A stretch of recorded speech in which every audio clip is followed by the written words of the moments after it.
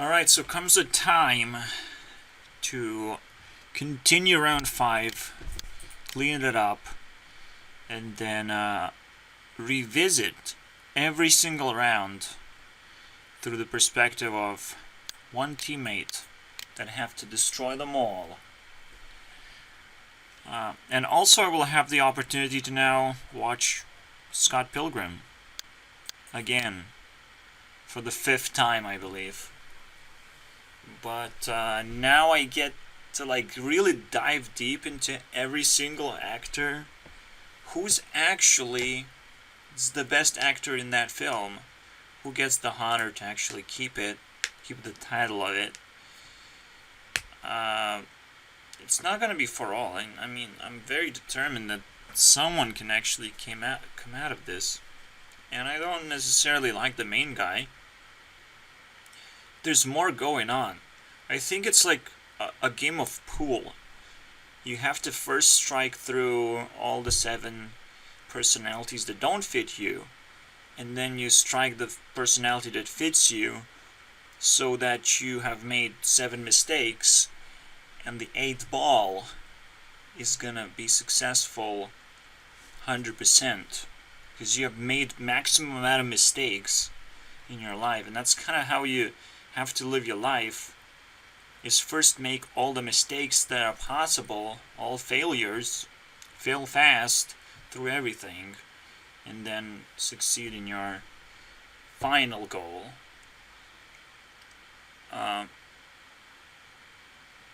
That's gonna be pretty cool. All of a sudden, poker and pool, all these old games that seem to have outlived humanity itself, they're haunting me. And it's great because they're way more powerful as messaging or symbolism, structuring. It's that. The fact that I can talk about it like that, it's amazing. Because it's easy to understand. It's also easy to add another player into a pool game where both of you are trying to hit the 8 ball eventually. But then it doesn't necessarily make sense, because what if you're not compatible with the other player?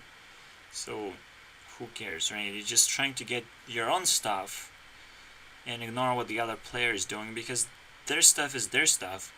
But it's almost like the game of pool also reminds us that if someone is taken, it is very difficult to actually outwin the other player if he is faster. Right? Speed actually matters, because they're people playing life, and they will figure it out, and they will take that resource. And it's kind of what makes you die inside, just seeing your resource being taken away. But knowing that you have infinite games to play, it kind of settles you in a position where you can't really lose if you live forever. And then you're starting to understand that you're being thrown into another loop of you don't live forever, so what the fuck is going on? But it's really hard to untangle what reality is about, so I make incredible weird theories about it, and it's much more fun that way. I mean, I wouldn't do this series if I wasn't fucking crazy about it, about just inventing something that keeps on evolving. Okay. So we dealt with tokens. We're also going to be dealing with this lightning token a little bit, and try to turn them off as I see fit. I already see Justin Bieber, shut the fuck up. How do we tokenize a shut the fuck up moment? I think that's pretty easy. You just put a snowflake and say it's frozen. Just like that. All of a sudden this world becomes alive. Now they have to, be translated into my world and see how powerful they really are. What is power? Huh? I wouldn't know. It's for them to figure out what actually triggers me. And as a viewer, I need to evolve as well. As I've said in the previous episode, there might be more range of emotions that I'm not feeling, that I'm not piecing together, which should be fixed if I start juggling and seeing more differences between the styles and what people produce. Right? Those differences matter, and seeing them will allow me to understand what emotions are being targeted in the first place. So let's do that. And most importantly, I will get bored way less. It will be much more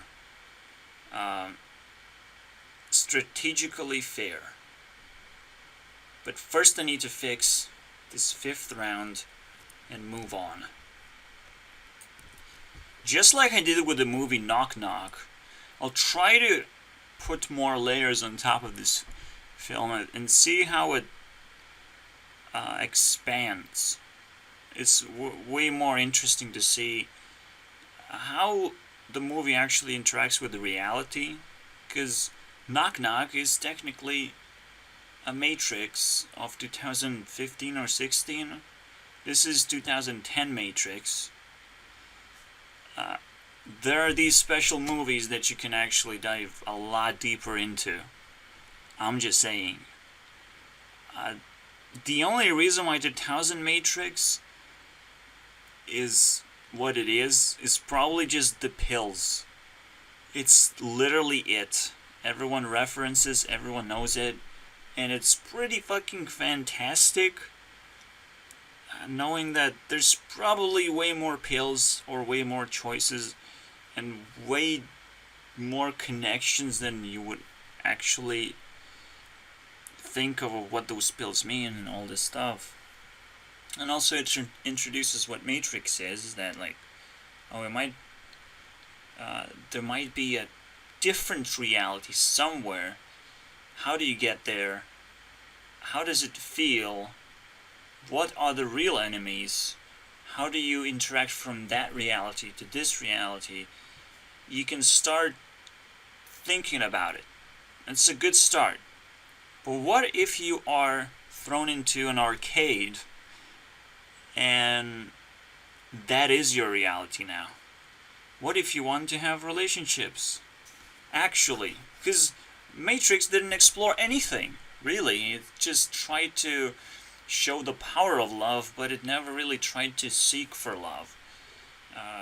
It's almost like already there because it's almost like super desperate form of that. So let's figure out what the fuck is going on here, because it might be a way more complex version of what we already experienced with the Matrix. Also, the 4th version is coming out. I don't care. It's probably not gonna be 2020 Matrix, okay? I'm looking for a completely different film here.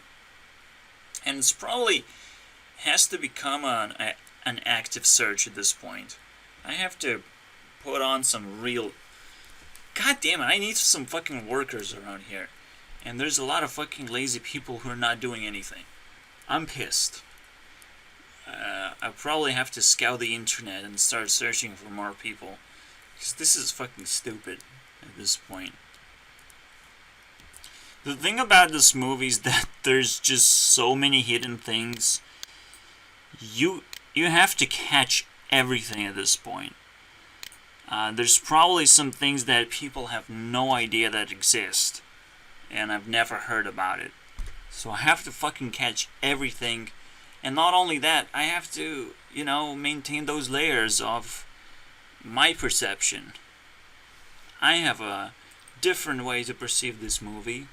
I look into personalities, I dissect those, and see what the fuck is going on. I already talked about Pool, and this guy's gonna have to defeat 7 evil X's, which is 7 balls, and then you have the 8 ball.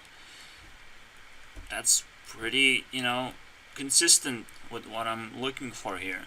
And technically what I found is that those people who Scott is defeating do have different personalities. That's kind of how it's supposed to work. And then he wins the 8 ball.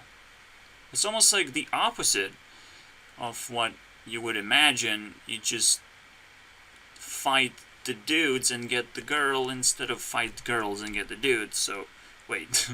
Fight girls to get a girl because you want to dive deeper into the experience and figure out what the mistakes are.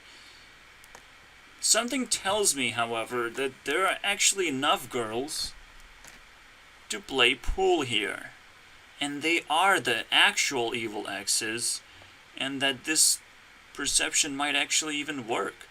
In fact, Kim is like the first evil X, like, you have knives, which might become the last evil X that he has to defeat. There's more to it. There's something entangled here, and it's not exactly clear what is going on. Same goes for Ramona. I mean, she probably has to defeat her own evil X's if they're fucking evil. It's her fucking responsibility to clean herself up. It makes sense, right? So this is, I'm telling you, this movie is deeper than anyone would ever fucking think about it. 'Cause like, holy shit, we're dealing with so many different personalities just thrown into a mix, and I am speechless how fucking insane that is. It's so amazing. So good. Let's go. I mean, seriously, this first scene that wraps up, introduces the film, just blows my mind. This is it. This is the bonus round, guys. This is gonna get hot. Uh-oh. Or it's more realistic to say that Knives is actually playing with Pilgrim at the same time, but we get Pilgrim as the main character to distract us from what might be going on in the background. Who knows?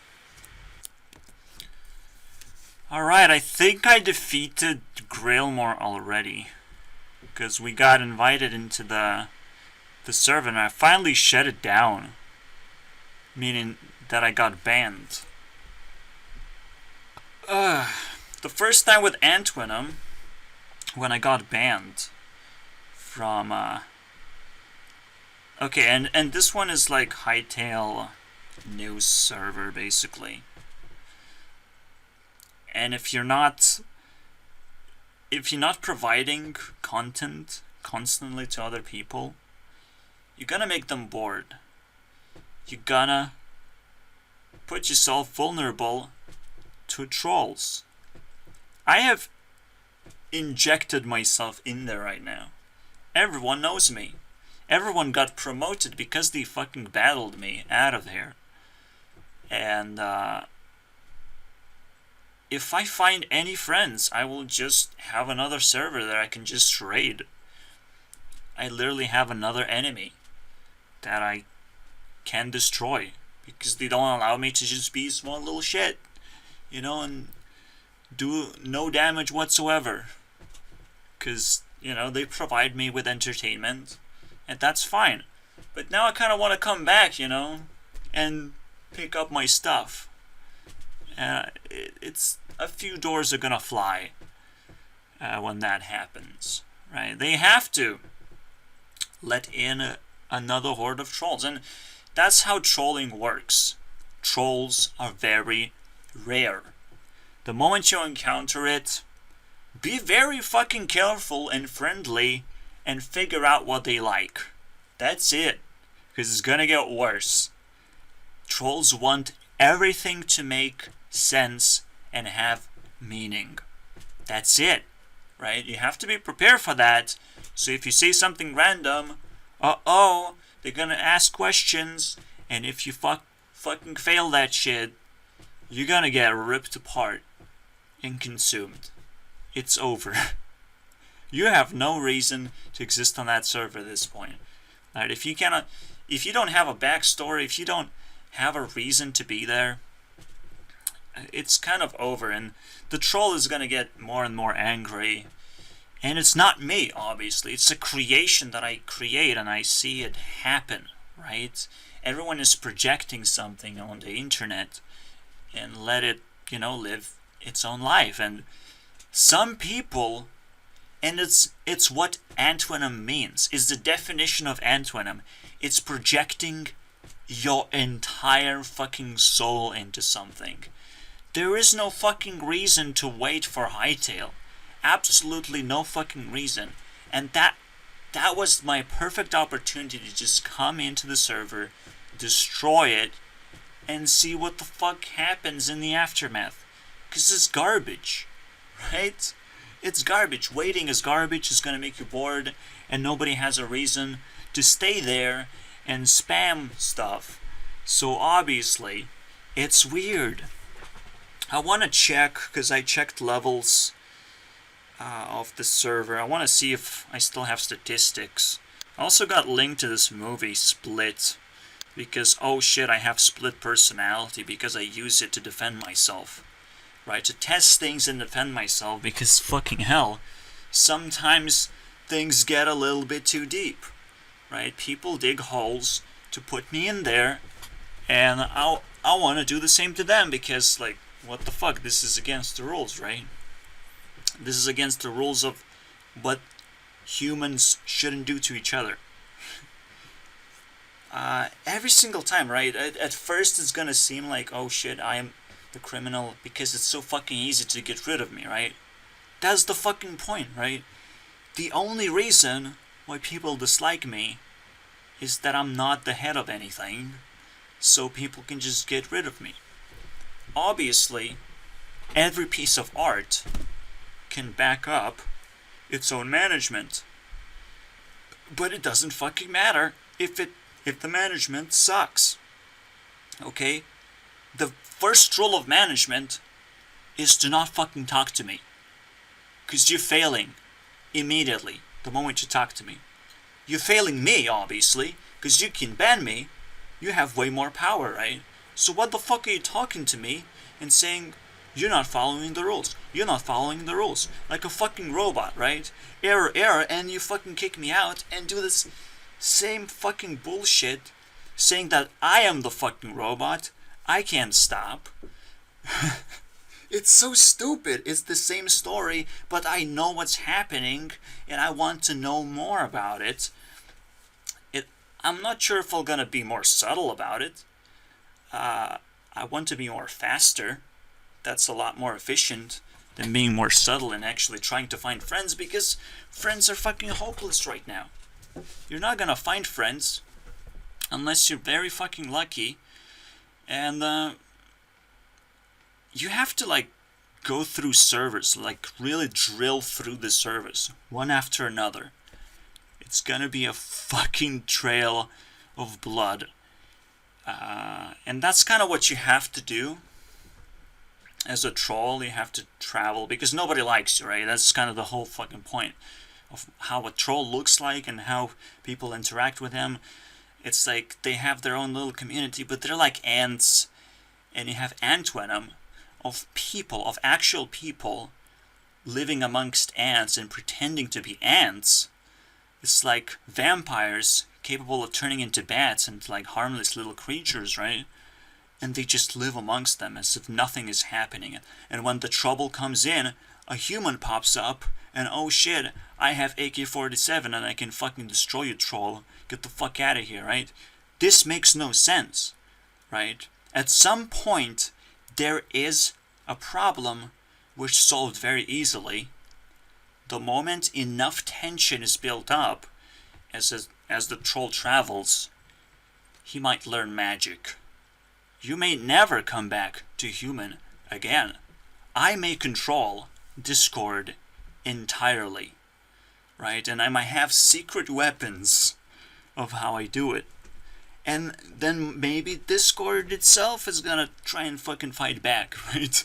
And I will have to spin again across the entire internet until I do have control over what the fuck I want.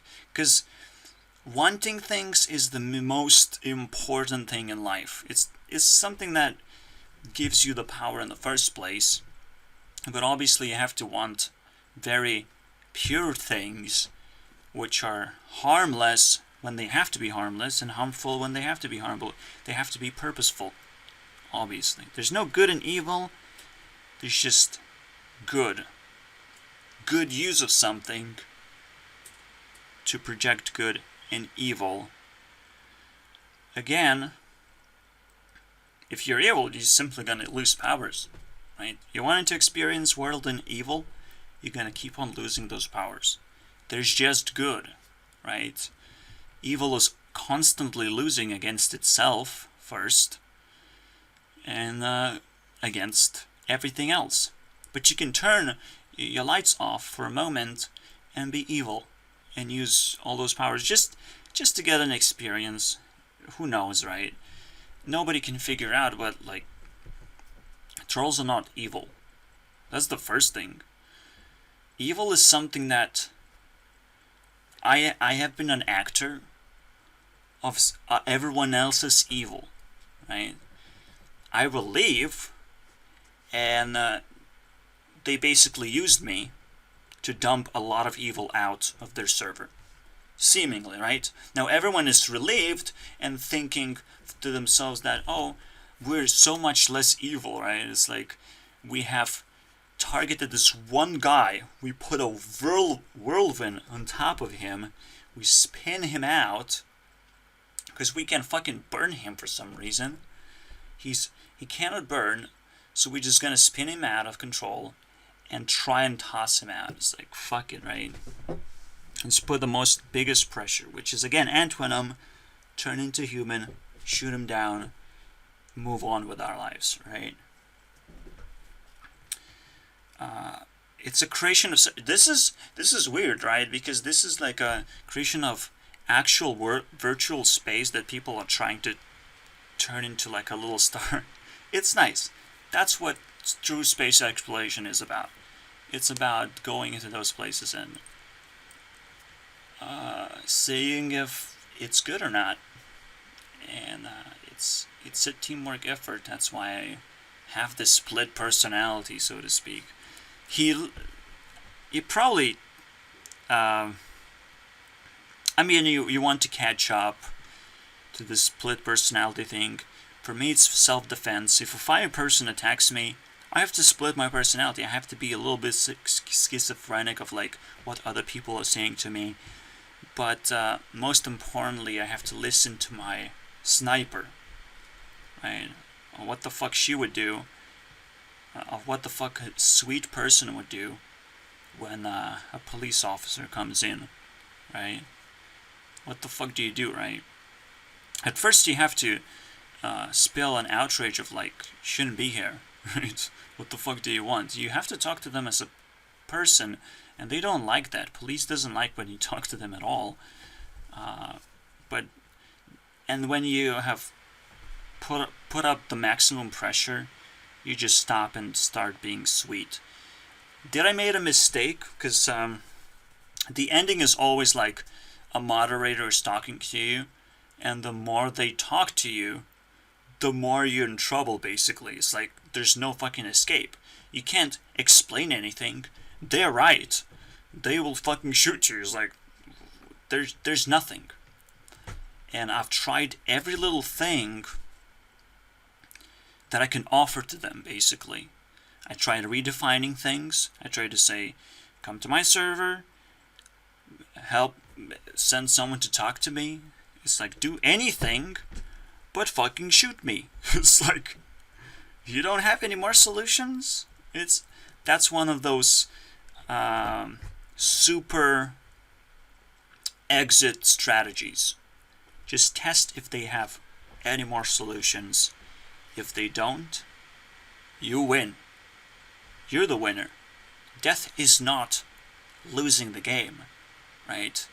Especially if death involves killing a character that has been disliked by everyone. How can you do that? How can you create a character that's disliked by everyone? Right? It's not like I'm annoying. It's not like I'm spamming. I just come back, respond to everything that everyone else is doing just to generate a conversation. There's nothing, right, harmless about that. Even if I'm rude to everyone who I already met, it's like, who cares about these people? I don't care about these people. That's kind of what they point at, and they don't care about me. But it's like, they're so disrespectful. They say, please ignore this guy. It's like, don't talk to this guy. It's like, fucking hell. And anyone who feels insulted, they can just feel like, oh yeah, I shouldn't talk to this guy because I feel bad. And it's just, that's a way bigger problem, right? It's a spread of socialism. It's just a normal thing, right? It's like, if someone makes you feel bad, it's okay to just ignore him. It's so fucking pathetic. So there's more to it. This story of Antwinum, this is what I have to lay waste to, because that's last year, okay? It's last year of like a backstory of what I've been introduced to, and I've tested it again thanks to Grillmore, who technically should get a little bit more points, I guess. She kind of deserves it. But we're watching Scott Pilgrim. I was fucking watching a movie and the guy's messaging me, right? They're not even testing whether I left or not, whether I'm active. It's just like I poked in and it's like, oh, he's still rude, and like, let's fucking attack him. It's so fucking stupid, right? It's like, wow, did I really got so much attention for posting 5 messages and then leaving? Oh my god, that's insane. I have so much fucking fame. Fame is good whether it's people hate you or not. I mean, Justin Bieber can fucking approve it, but Rebecca Black can kick your ass. Because Justin Bieber still sucks, right? I mean, it's crazy. And a lot of people like him. It's a weird split on Justin Bieber. I don't even understand what that is, okay? It's probably some weird thing when you on the next level, or a weird thing that other personalities have to deal with, right? So I'm just dealing with my own shit and try to tell a story about it. Now I have double backstory, and I can't wait to join someone else's Discord. Solem, is that you? I'm not sure if I can get banned on Solem's Discord.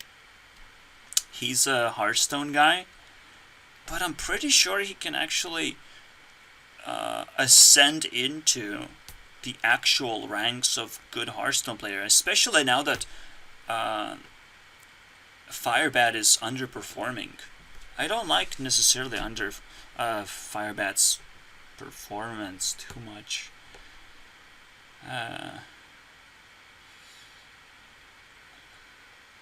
Yeah, not safe for work. Not safe for work.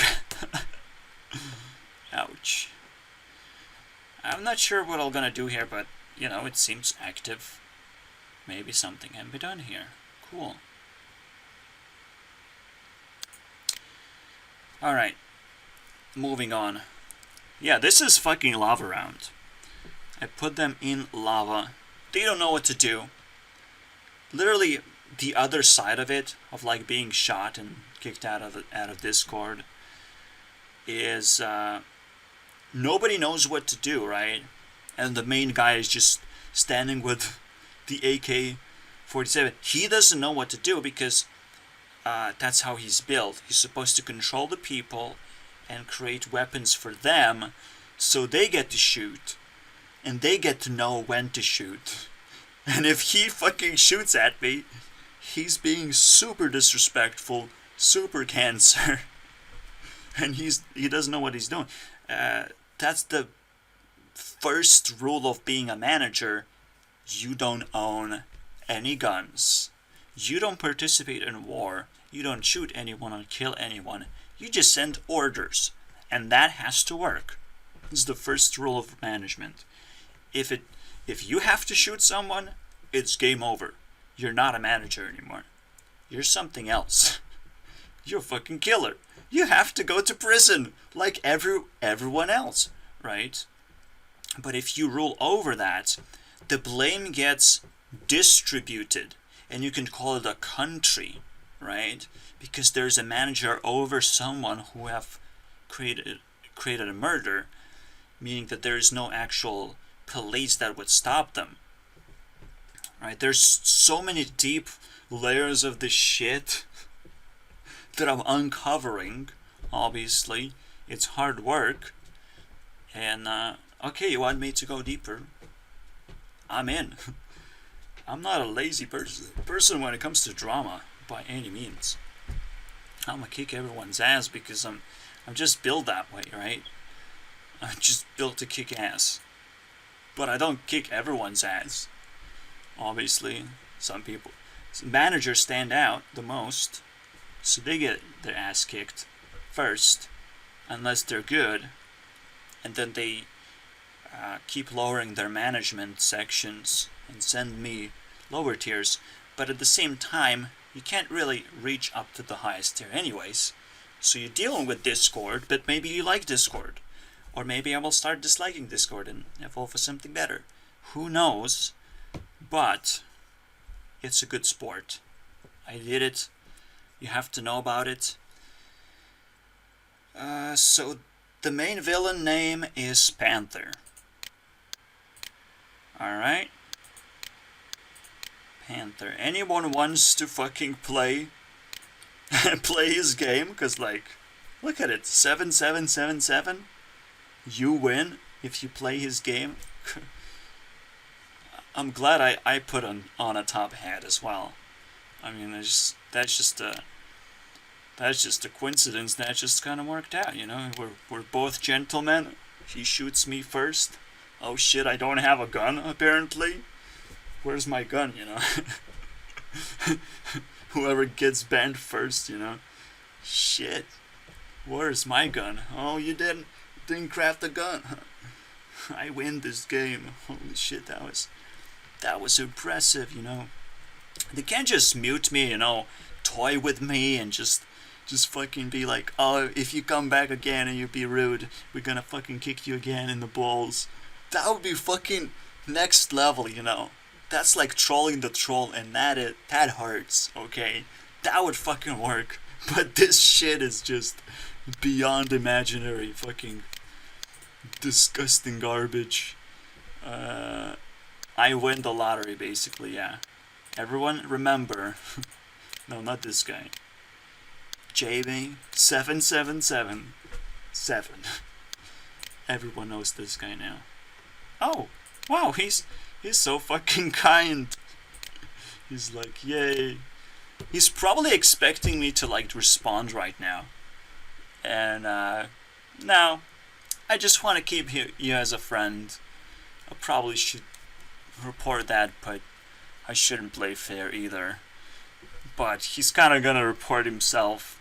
So, might as well put this...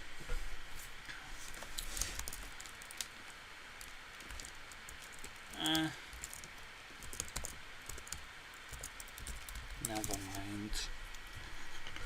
I hope he just takes it. It's just so stupid. I can probably play him out just like that.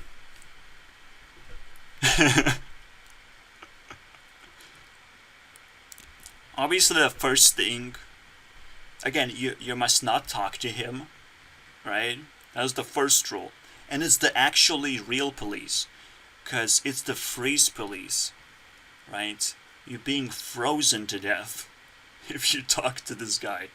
It's like, shit, I can't move. Same goes with fire police. You're being burned to death. Same. The real police is water and earth.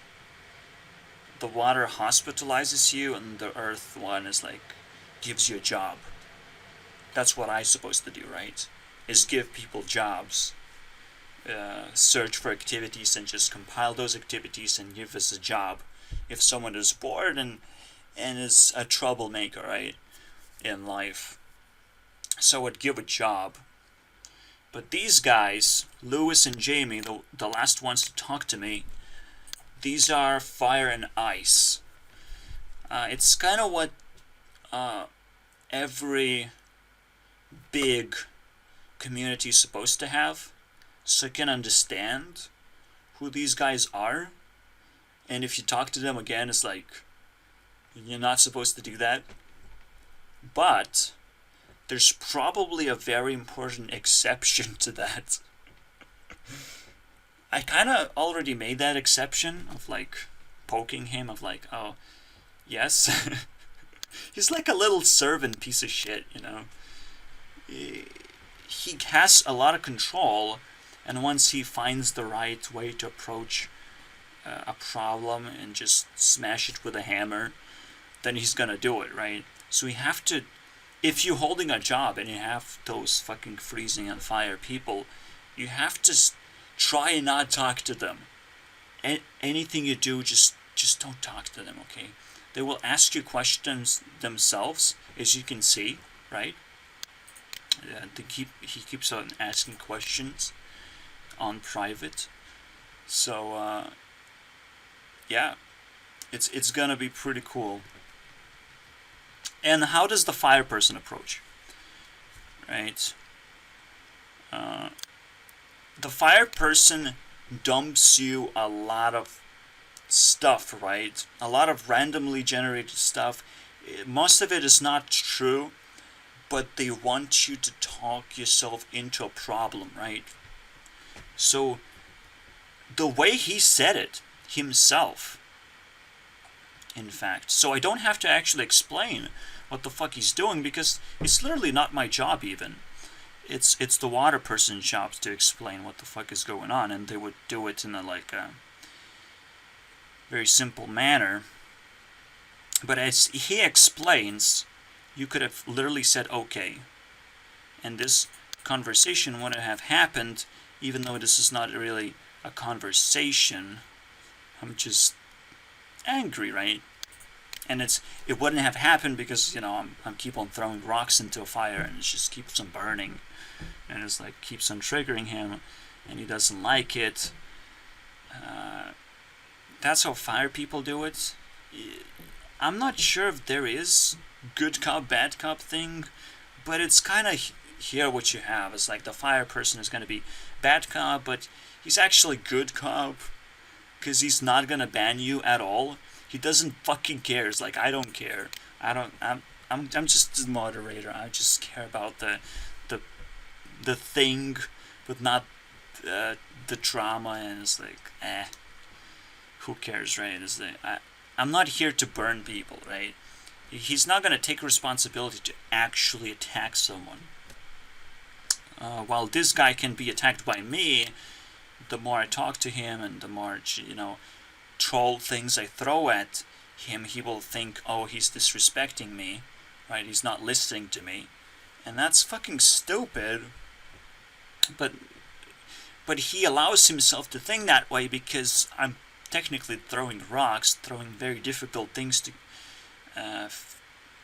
analyze and reply to. So he replies in just blocks of text of like, you're breaking the rules or whatever. And you have to listen to me, you have to understand and be sweet to everyone. It's so fucking stupid though. Because again, these guys again are gonna tell you what they want. And this is the stuff that you want to analyze, right? I don't have the stuff from him. So I have to like remember, right? But these guys want the win guys, the cool guys want people to be sweet to each other. It's like, I don't want people to be toxic. Not toxic water, pure water. You know, you drink it, it's sweet. It can be sweet, but normally it's just water, just something going on, right? Something that could put out a fire, for example, and not spread more fire. So it should work like water. Nobody's gonna go to that depth, obviously. Obviously. I'm the only one. I am not working just as a troll. Believe it or not, this is not exactly my most important task, is to invade other people's discords. My task is to build my own discord, by the way. My task is to be everything. Not just, a jobs person. I'll give you a job. That's what I tried to be in discords. Sneak myself in, because I can provide jobs. I can provide anti-boredom pills. Pills for the Matrix. Let's go. Do whatever the fuck we want. And of course I'm gonna be rude because, shit, you can't take this pill. You piece of shit on that level. Blah blah blah. And everyone's like, what the fuck? But I'm giving pills. It's real stuff. Internet is full of things to do, and I'm actually making Battle Royale thing, but nobody catches me on fire. There's no fire to catch me on fire. That's it. It's game over.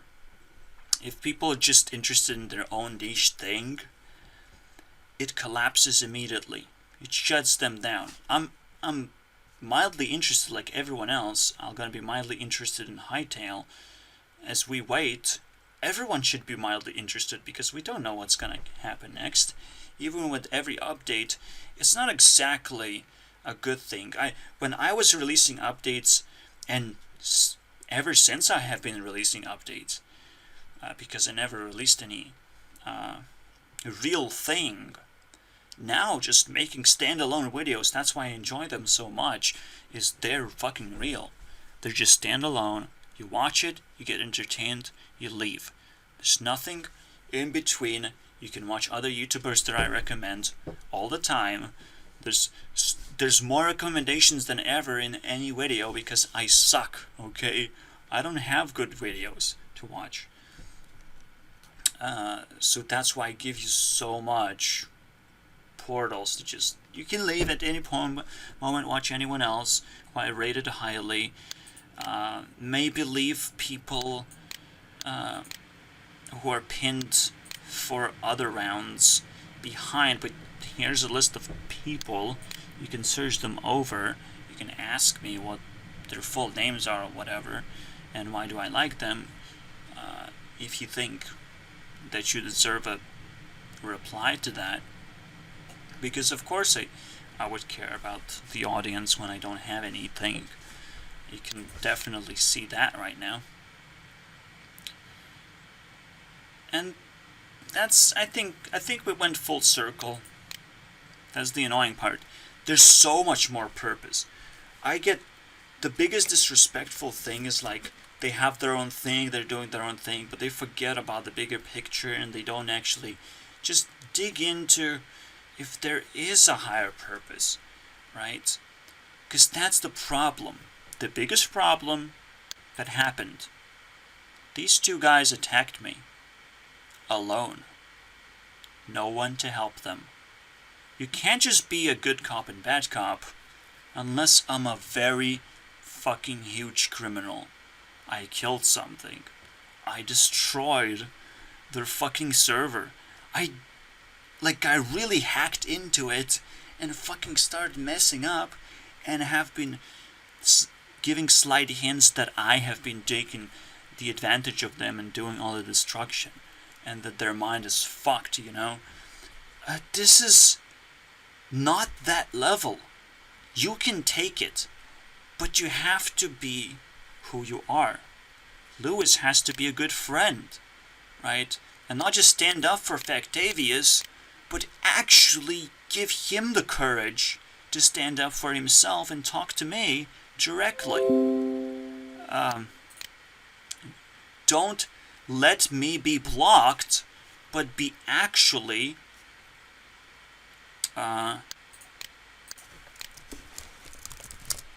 yeah, I should promote this video.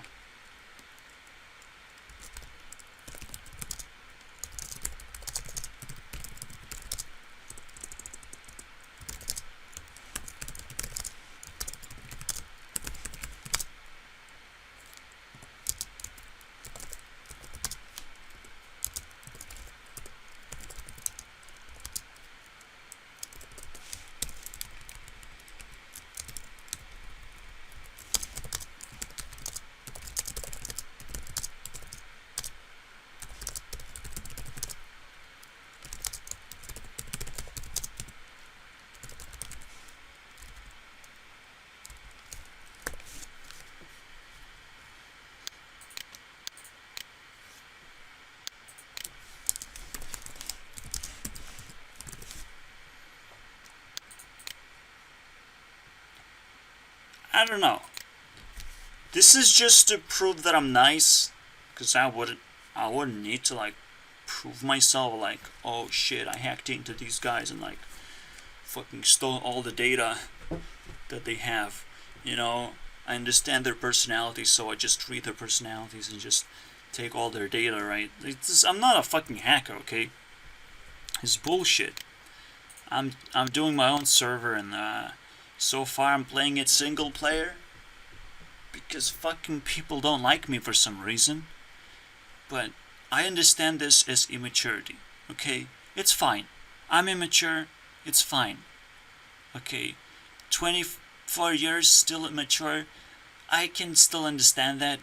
25 years, it's getting a little bit of cringe, okay?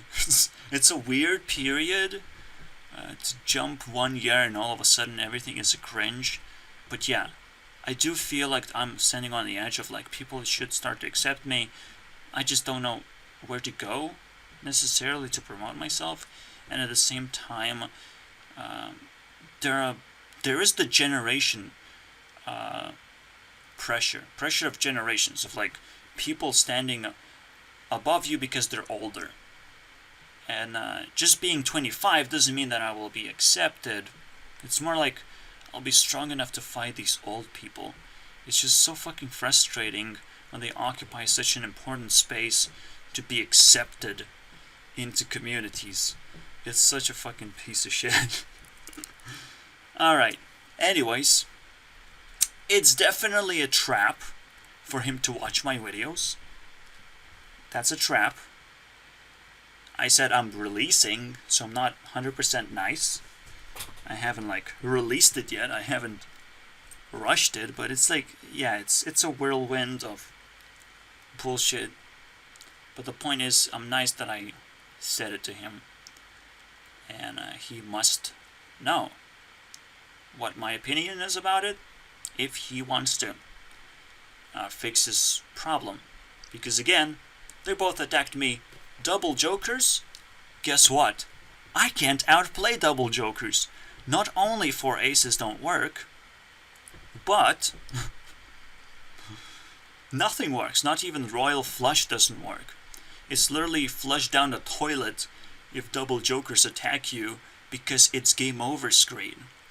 It's like the end screen where you don't even play the game. It's like a self-destruction button has been initialized, and now I'm gonna be bouncing like in a Pong screen. I'm just a ball in their fucking game, and they have to wrap me out as little candy and figure out how angry I really am and how much they can actually handle, right? That is their quest, not mine. It wasn't mine. It was their game. They called me a game, and, well, they gamed me for sure. This is where I'm gonna leave the story. Double jokers? Thank you very much. You played yourselves. Easy. Again, I know all of these things. You can come to my fucking school, my server, learn everything, and figure out that it is pretty fucking consistent, because I've been observing my life. I've been silent to everyone else, because of course nobody's gonna understand me, because I cannot lay them the entire story, because they're not gonna sit here next to something that will make them listen, that will make them listen to 3 hours of videos every day, perhaps every week. Who cares? It's up to you how fast you are and how much you care, right? And you should, because it's just fun to interact with people and fun to learn these things. But there's obviously more. I just say it as a cop-out, right? I just say it because a lot of people are attacking me right now and thinking that I'm just doing this for fun, right? Fuck this. I'm trying to bring myself back to life like any other humble person would. You know, it's like if you belong on a server, obviously you want to like keep it uptight and super amazing for everyone who comes, and like people are not welcome here because it's more like a childish playground. I mean, what's wrong with playground insults if you are playing in a fucking playground? It's just they play themselves so fucking bitter to actually not be able to play the game right. Whenever double jokers decide, they come out of the deck, and they come up with their own little game, right? Nobody's gonna win. They're gonna get the experience that they need because they have the power. They have the, the prestige that they are investing into this. Let's play this game, right? He already lost, but let's play this game because we know what he's gonna do, right? We know that he's gonna flip. So let's fucking push him and not ignore him. Not at all. Everyone else suggested to ignore me and be just fine with whatever. But of course they're not fine. They want to dump and finish off because deep down, I fucking destroyed them. I fucking broke them. That's the thing. You use your Joker card when you can't do it in any other way. And you don't have an ace card, obviously, because you would be way, way beyond the level that I am, right? So you would be able to choose whether to give me a Joker card and to see if I use it properly, if I attack people who are right to be attacked, because that's the final attack, right? This is the final showdown of I lose, they win, they sacrifice me, technically. And then you have the end. You don't have me anymore. Anyways, I'm gonna come back to this over and over again the more stuff gets compiled. This is a wonderful story. This is a story of me coming all the way to the top of the deck, pretending to be an ace, so they have the right to test me, right? If I'm an ace and everyone knows me and everyone hates me, they have a right to just play the double joker, right? But the moment they do that, they have acknowledged that I'm way better than them, because you have to use 2 jokers to defeat 1 ace. Always. That is the only way an ace can be destroyed, is if you use 2 jokers, and specifically fire and wind against an earth guy. And if you have a fire or wind guy as an ace, you have to use the wild cards. Instead of jokers, you have to use the wild cards. There are actually 2 wild cards which don't actually exist in the 54 card deck plus 2 jokers. There are 2 wild cards. Nobody knows about them. They don't technically exist, but they have to, because everything exists in terms of force, right? It's literally called force at the same time. It's kind of fucking weird. This whole card thing, again, I'm not trying to explain you guys, because I don't know. That's the first thing you have to understand. I'm just playing the game, and I'm like, oh, that's a weird interaction, and I'm like telling you the interactions. If you play Hearthstone, you understand the developers can't just come out and explain their games. They have to wait until players figure out all the interactions, and then we can present the deck of cards as it is, right? The most interesting and flavorful parts are the jokers, the wild cards, and the aces. And the rest might even be more flavorful because they don't get as much attention. And it's probably somewhere where I have to come back. I went to round 5 and everything just collapsed. It's almost like a sign for me to come back and conquer, even if I have to just be a little bit nitpicky about from 2 to a king. How do they work exactly?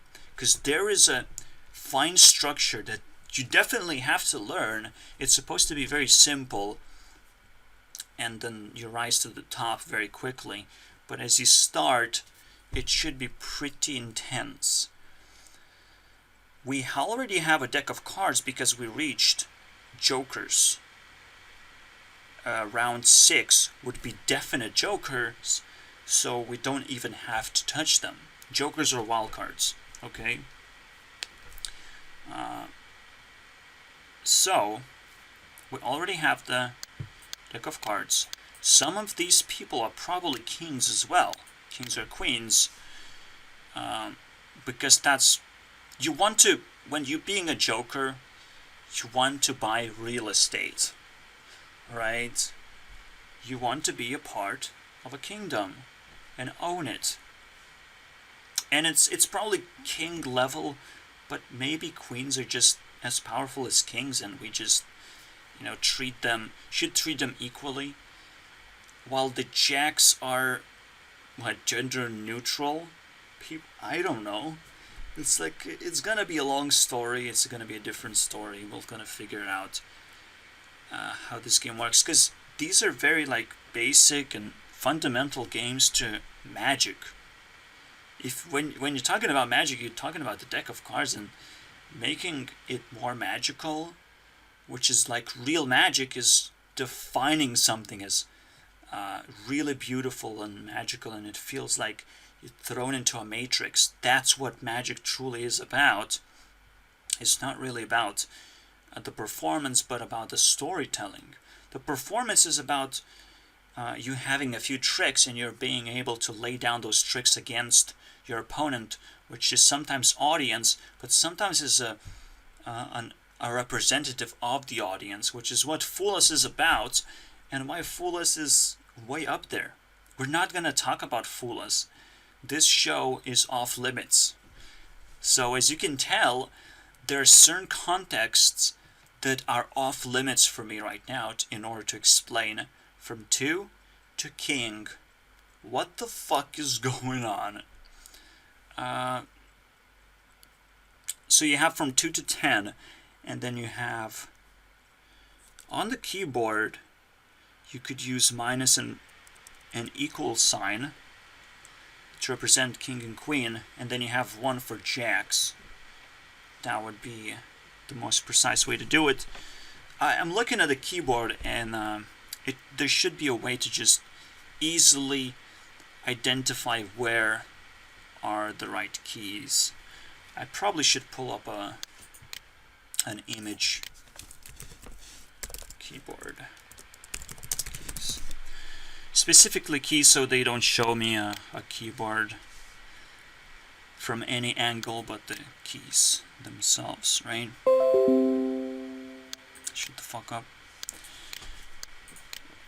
Let's do that. So from 2 to 0 you have 2 to 10 king, queen and king, right? Plus and minus, pretty cool, right? Actually king and queen right here because you have a hole. I'm just saying. Plus a plus sign is more like a queen of chess, right? In a chess game you have a plus sign on a queen, or so I think. I don't know. I always mix them up, but who fucking cares at this point? And here you have a jack. I have to actually show it. Here you have a jack right in the middle. So the question is, why is there a World War? Oh, World Wide Web. Never mind. Why? Why is it called that way? It's so weird because government kind of controls both the internet and the war zones. So that's kind of weird. Windows. Fucking why does it have to start with W? It's almost like these 2 letters are some kind of weird cards. You can choose W and J to represent the wild cards and the jacks, right? But this is the double joker actually is here, J and L, the jail and liberty jokers. Meaning that the real jokers, or maybe here's the king, right? The K. King and queen, right here. That would make sense. But let's call these portals. Portals that they are still connected to being queen and king. This is a wild card.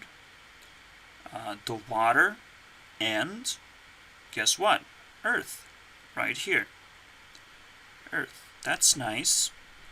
So you have jokers being able to hop into the king portal and the queen portal for the wild cards. It makes sense, actually. It's almost like a yin and yang. You would have to question, like, how is keyboard actually structured and what does the QWERTY even mean? I actually don't know exact story about it, so it would be very interesting. But it's way more interesting to not spoil it yourself. And maybe you will attempt to figure out if there is something that you like, right? Like the 8-ball looks like a little snowflake. What does that mean? Or a star? I always use the star sign to represent someone speaking, right? So here you won't see that necessarily, but here, well, this is a sweet spot, but here you see a dialogue where I talk to myself technically, but I use the star sign, which is at number 8. I call the heart. It's pretty cool to have this connection, I would say. And perhaps every single icon actually can have their own story as well. It would be very nice if everything just connects very solid. That's what I do. I'm just being a very solid person. So you have the wild cards. That's cool. Where are the aces is the question. This is probably going to be a lot harder to find, and we have to finally utilize everything that we have on the keyboard and see if we can actually identify what the hell is going on. The Y thing is pretty interesting.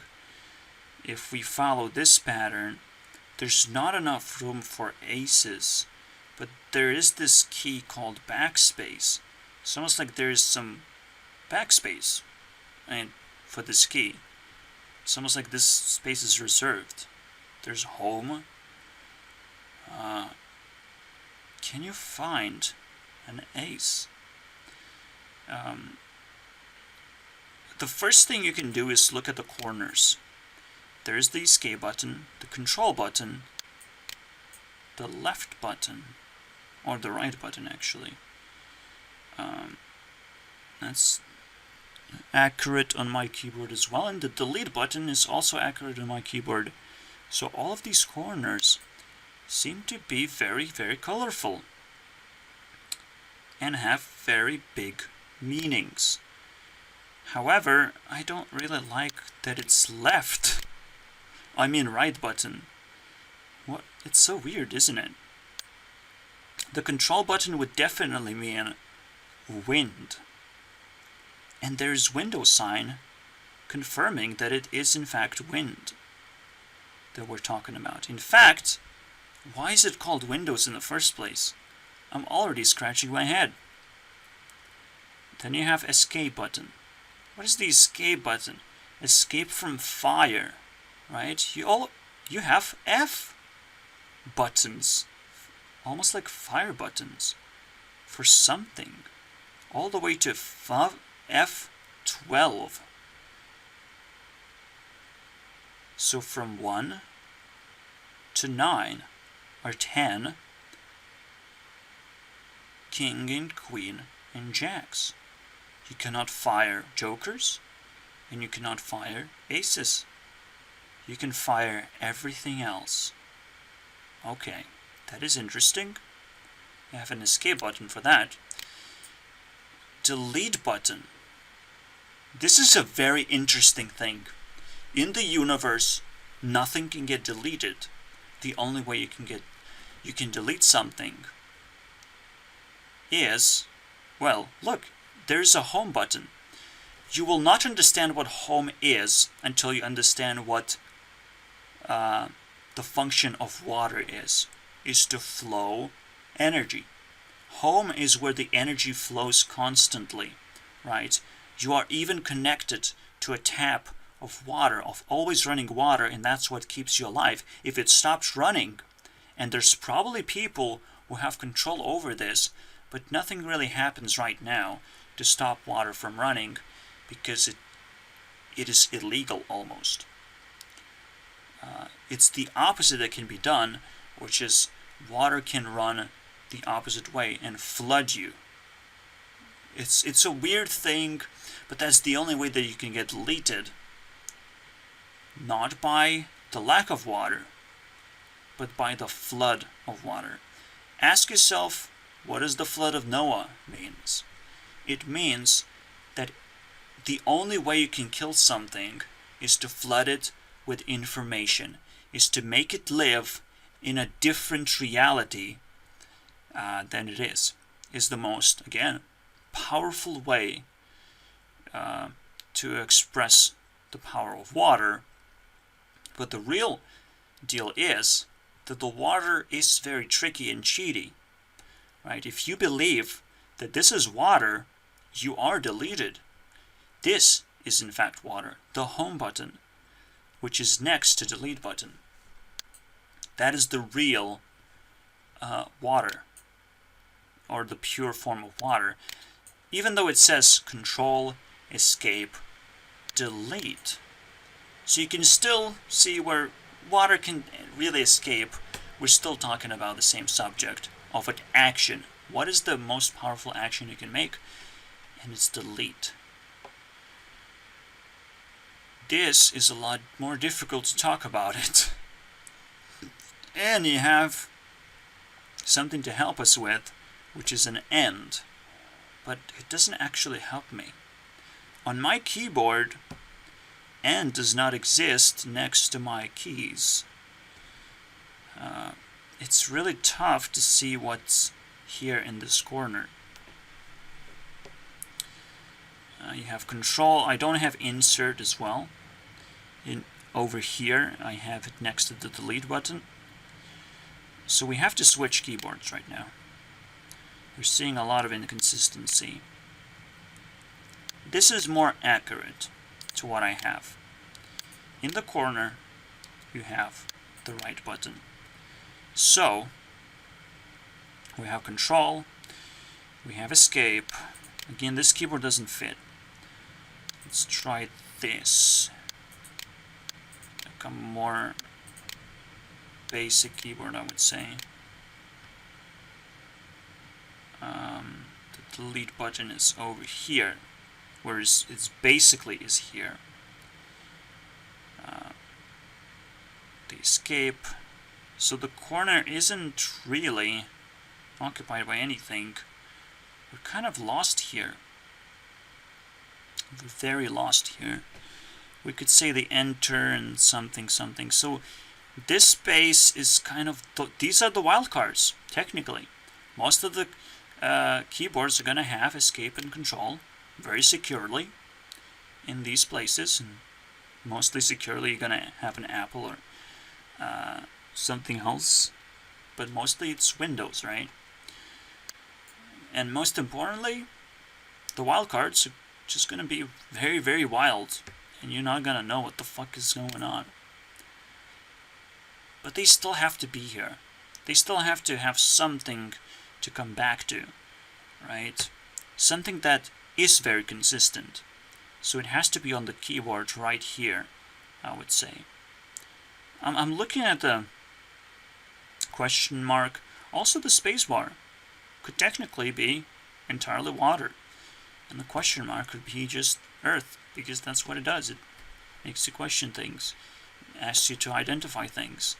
So these are technically the wildcards. You have no idea where they are in the corners, because the corners constantly change, and you have to figure out over a long time of data gathering, basically. Right. So space and a question mark. Is that fine with me? Let's go back to the same keyboard, because it was very clean to look at. We have space. The Alt key is kind of interesting. This is like an alternate function key, right? We're not shifting anything. We're looking for an alternative functionality. That is a very interesting key as well. Technically, shift and space should be the wildcards. Is that shift also comes in a pair in both sides, while space is just as important, right? And shift also comes with this little question mark, which sort of is, you know, like a test. That's why it's there. Space is just space, right? And if you combine all these buttons together, you kind of get the size of a space.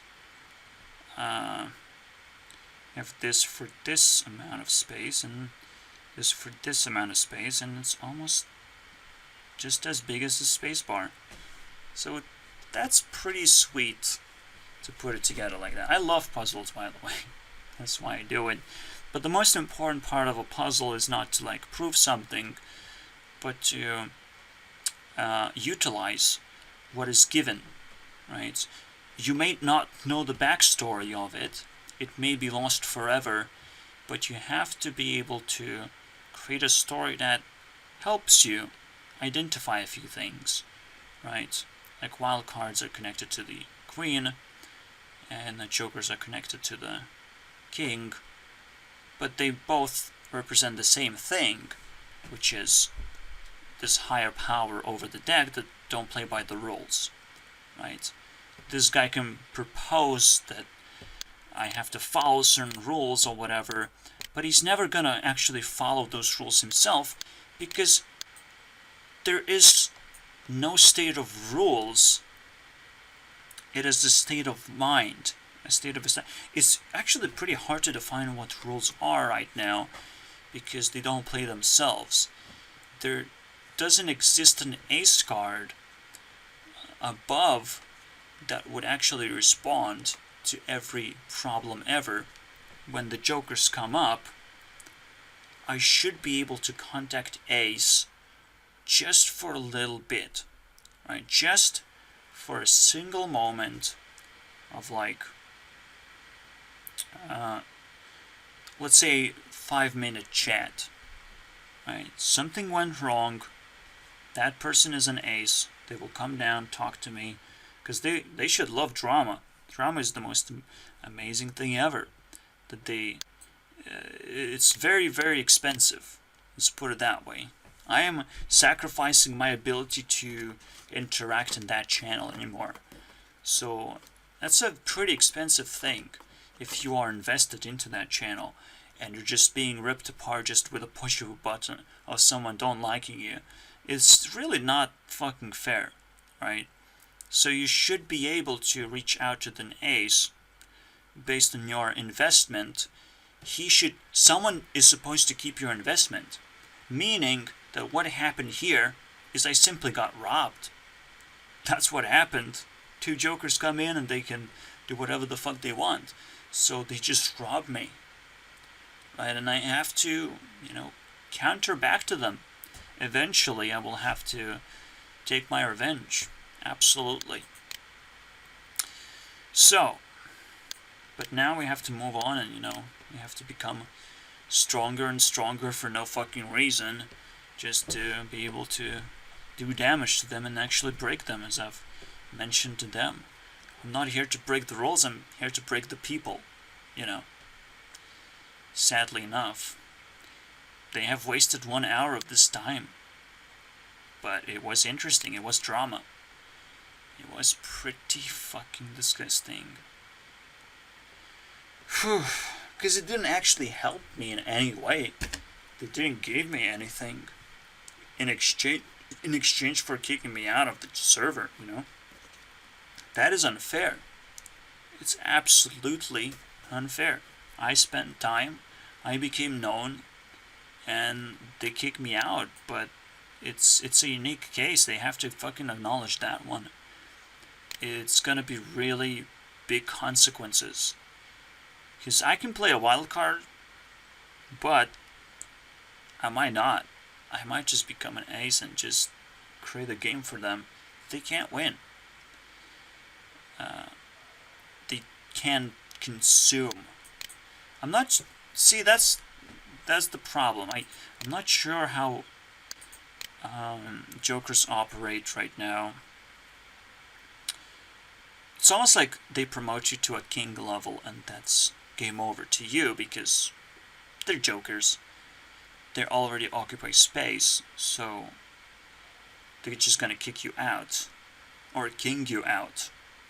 I don't know. We'll figure it out over time. I just want to come back to Scott Pilgrim. This was amazing. All thanks to Grillmore. We went to the next level. So let's... I appreciate it. Thank you. Oh yeah, this was a very interesting interaction just now. Julie is just like me. Just the troll level of like... You're gonna go to a party, you're gonna be busy babysitting.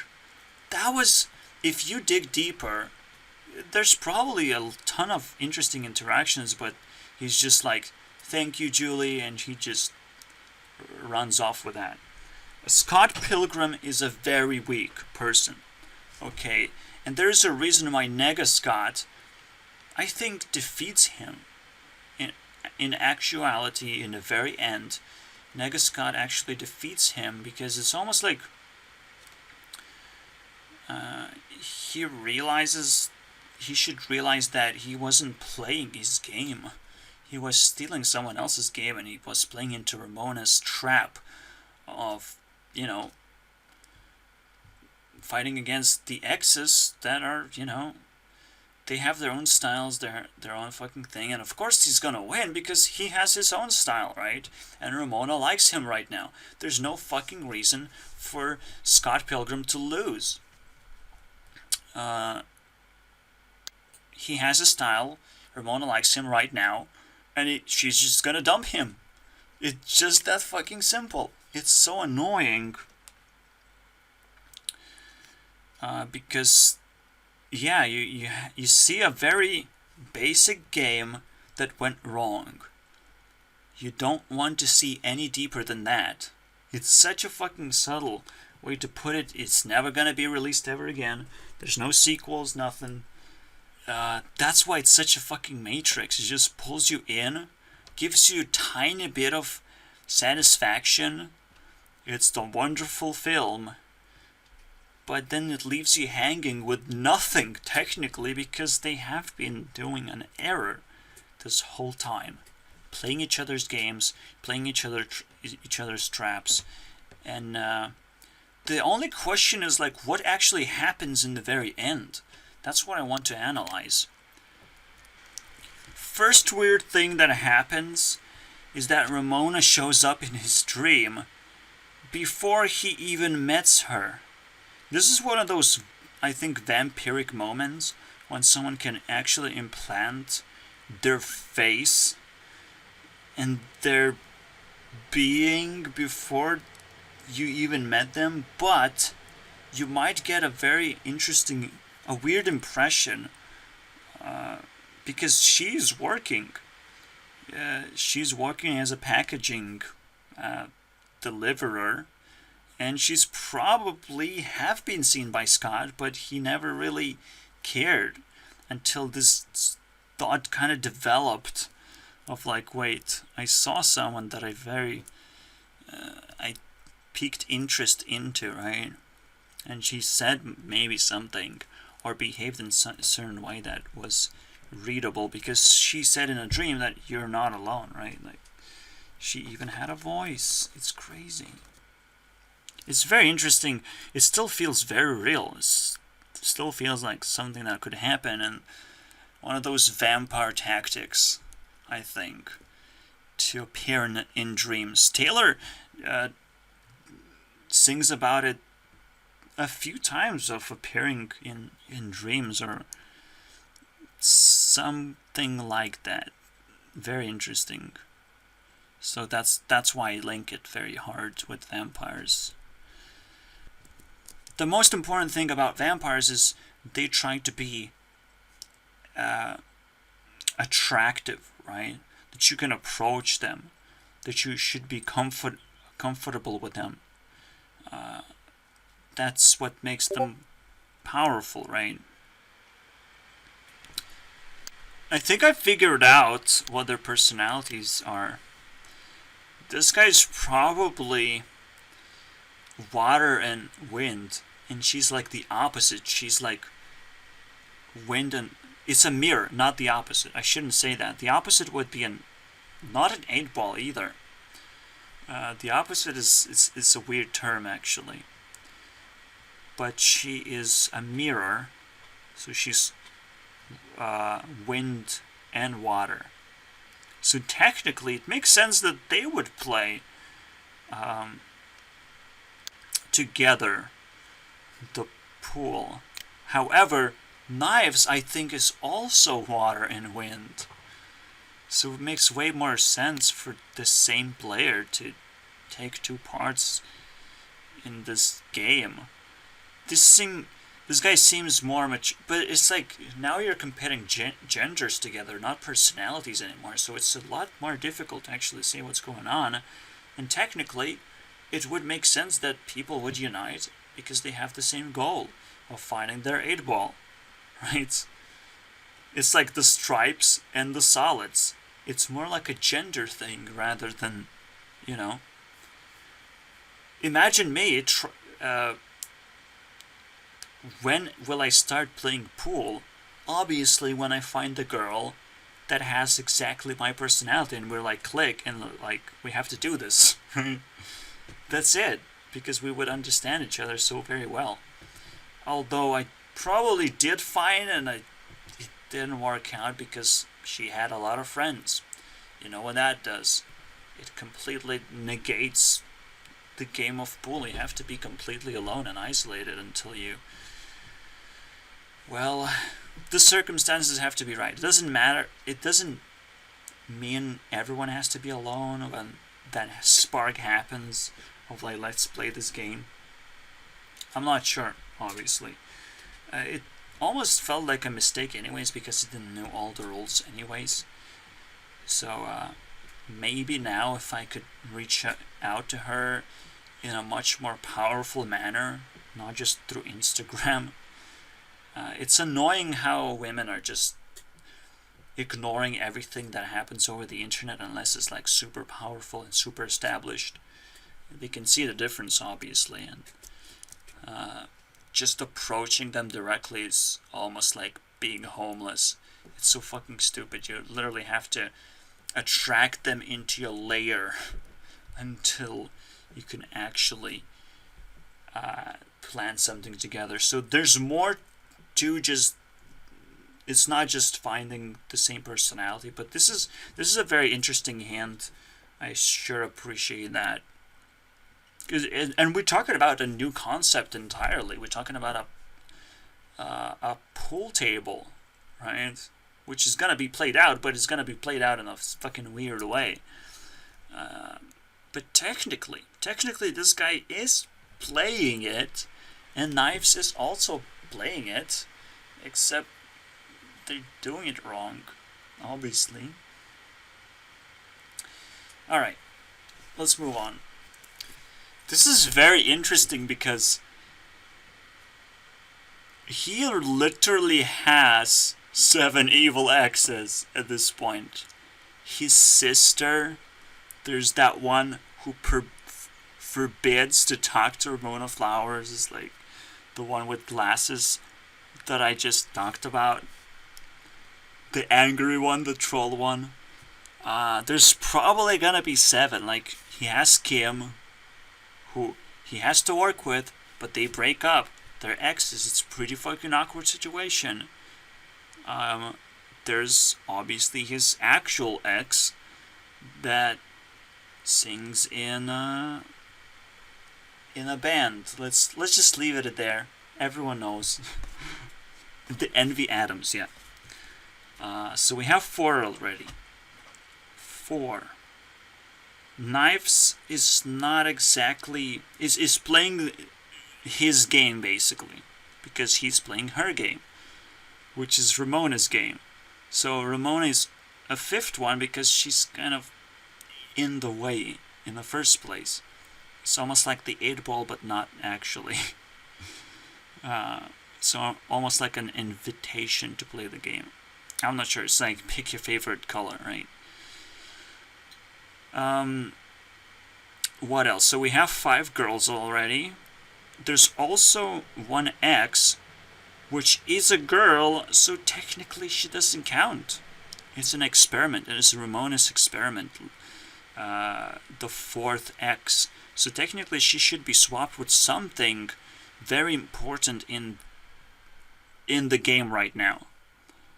There's plenty of guys who are standing in the way, right? We would easily figure out who's the 4th X supposed to be. So we already have 6 girls. Yeah, I'm not sure if I can find the 7th one, but we're so close. The game is already set to untangle. It's so fucking amazing once that happens. This is very interesting personality moment when he cheats, emotionally cheats against the email that he gets. Earth people wouldn't do it. They would be like, what the fuck? They would kind of laugh it off as a weird threat that came out of nowhere, right? But water people specifically kind of emotionally shuts down if something is very threatening, right? They just ignore it as if it doesn't exist. It's boring. Death to the duel to the death. Oh, that's boring. I think it's one of those quirky things that just prove his personality is very nice. I think the 7th girl is right here. Lisa Miller. She's not in the movie, so it's very cryptic. What the fuck is this? Right? It's gonna take a little while for me to figure out. Since high school.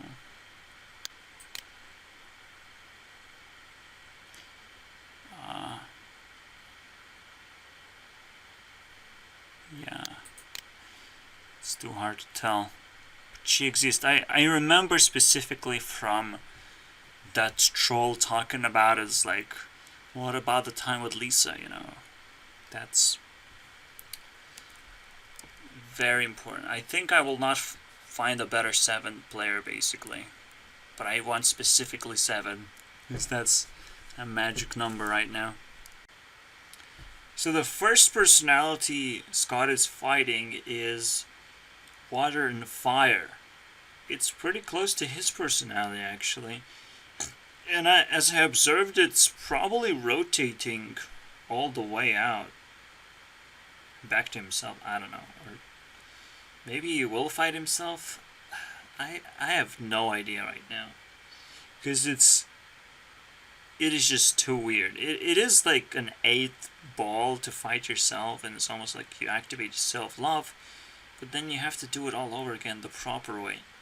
It's fine. It's fine exploring how other people do it, which I actually haven't done. I actually haven't explored how guys do it, but it's not like you're supposed to, because you're gonna constantly lose to their other styles. Yes, people are losing to my style as well, because it's just kind of how it works. I have a unique style that counters certain people, and probably someone has a crush on me. It's just weird, but that's how it's supposed to work. You can't really underestimate a person, right? It's still a person. It's still equal to you. So someone is going to have a crush on your style. If you appreciate yourself properly, obviously, if you're part of the society and the society's the same level and you are capable of keeping up, there's certain things you have to do, obviously, but you're still a person, right? You still are equal to everyone else. And he's fighting, but he's also discovering this new style that also works. And it's only going to defeat him because he's a master of his style. It's just very simple.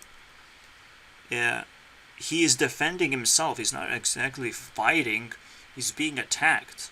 That's the whole fucking point, right? One hidden aspect of disrespectful people is that they very quickly block you over private messages. They just can't take it. I'll just move on, and I'm like, I'm quite happy to be honest. It's such a self-defense move, and it's so disgusting. But yeah, they do block you. I wonder if Jinkman blocked me. Well, I can't deliver, so I wouldn't know anymore. He didn't block me. Just one guy apparently is capable of taking it, even though he doesn't read it. And it's mostly just me being angry and unleashing the absolute rage on him. Just because I could. It's technically someone who is trying to be a Joker, because he has been on the server for a very long time. But there isn't really a fire person that I've noted necessarily to support him. I'm not sure.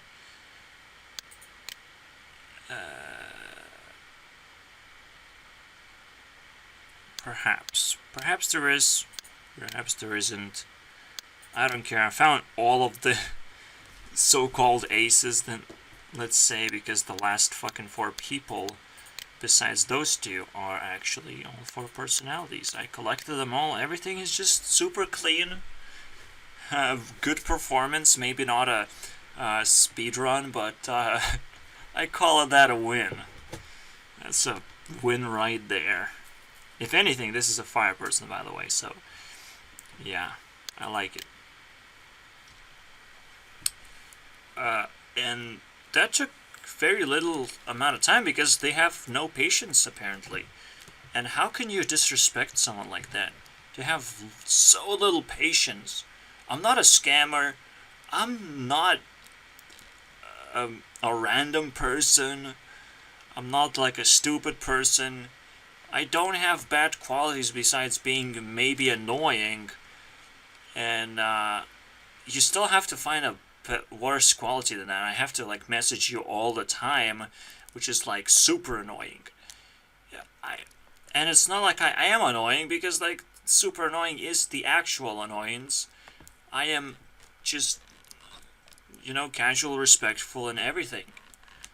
But for some reason, people lose their patience, and I don't understand that. It's just funny to me. It's a very powerful test, honestly. And once it started, it just went off the rails. I now have like collected the cards that I can play in the specifically in Discord environment. There are special cards that you can play, mostly blocking, PMing, and there's probably more, because there's some nitro abusing, or abuse calling. A lot of people are abusing nitro boosts, so you just call those people out and you wanted to block those people, but at first you just start hinting that, yeah, but you're not having a conversation or whatever. You're just trying to do something else and ignore it. So there's a lot of cards that you have to learn how to play, and then that was a very awesome experience. Again, Grillmar gonna get a bunch of points from that, and she has broken 7 already. That makes her in a very comfortable spot in this Antwenum's team. So it could replace Goomba, but who knows, right? I'm just saying it's a very, very solid amount of points. I'll probably turn her into a butterfly as well, and pretend that she was way stronger than I anticipated, and we should replace it and give her the Joker card. It's almost like nomination amount, or moment of nomination, because these guys are not solid. I'm literally giving support for you have to become a Joker, basically. type of support because you have defeated such powerful people at this point. Well, this is Captain America, so technically Brie Larson might just take Scott Pilgrim, just stash it right in there. I don't want it to happen, but it's happening. This is the moment where Scott is asking for a backstory for Evil X number 3. And I'm probably gonna spend a little bit of time before I go to sleep just thinking about the X number 2 and X number 3, of how their powers actually explain themselves. I'm not exactly know which one is fire element of which flavor. I just know they're both are, because they're very narcissistic, to say the least. I guess the one who's trying to be smart is the Earth guy, and who's trying to be awesome is the water guy, so it's quite simple. Oh no, not the vegan police! Nah! It's actually extra funny for me right now because it means something. Oh boy. I'm kind of playing this in my head that it's not Ramona that introduced all the evil X's. It's actually somehow Knives that played this entire story. Because if you play by the pool rules, Scott gets the 7 evil X's to learn, and Knives get 7 Scott's X's to learn about what she has to go through and learn about herself mostly, and then defeat the guys, which is I'm not exactly sure how it plays out. It's just very interesting because the pressure is on Knives, not Ramona, to actually introduce any of the people. And actually Ramona never really introduced anyone. That is so uncool. And she only just introduced them after the first X attacked and they sitting in the bus, and she just says, well, there are 7 X's that you have to defeat, and technically that might not actually be true. He's not exactly defeating them, he might be just defending himself from them, standing in his way, and not in his way to get to Ramona either. They're just mocking him, standing in his way in general. This is why the ending is so difficult, because yeah, he has been fighting for Ramona, right? Well, no, actually he just have been fighting and exploring what his new relationship has to offer. He never actually had a chance to be with Ramona, but it almost like finished the entire thing, right? Entire list of his exes at this point, of the people that he knows and likes and whatever. It's enough to just know these 7 other personalities in order for them to control your life at this point. Because then you can only go upgrade mode at this point. It's so weird. It's almost like if you take a deck of cards, it's not just king and queen, it's actually jack and 10, and then even and odds are also gender full. It's not genderless at all. Wait. 2, 4, 6, 8, 10, and queen. We have 6, so it's not exactly 7 in a deck of cards. But in order to achieve true love, you do have to consider the wild cards and jokers, as well as the aces, which is the actual 8-ball, technically making a deck of cards just the same as playing pool. What do you know? But that one is truly against just trying to achieve true love. Like, that's crazy.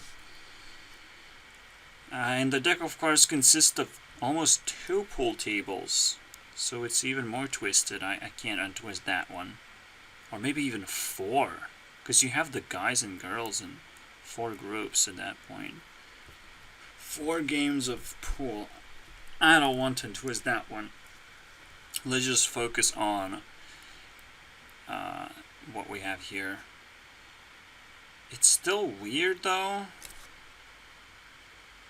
No, because you have just 5? No, you have 6.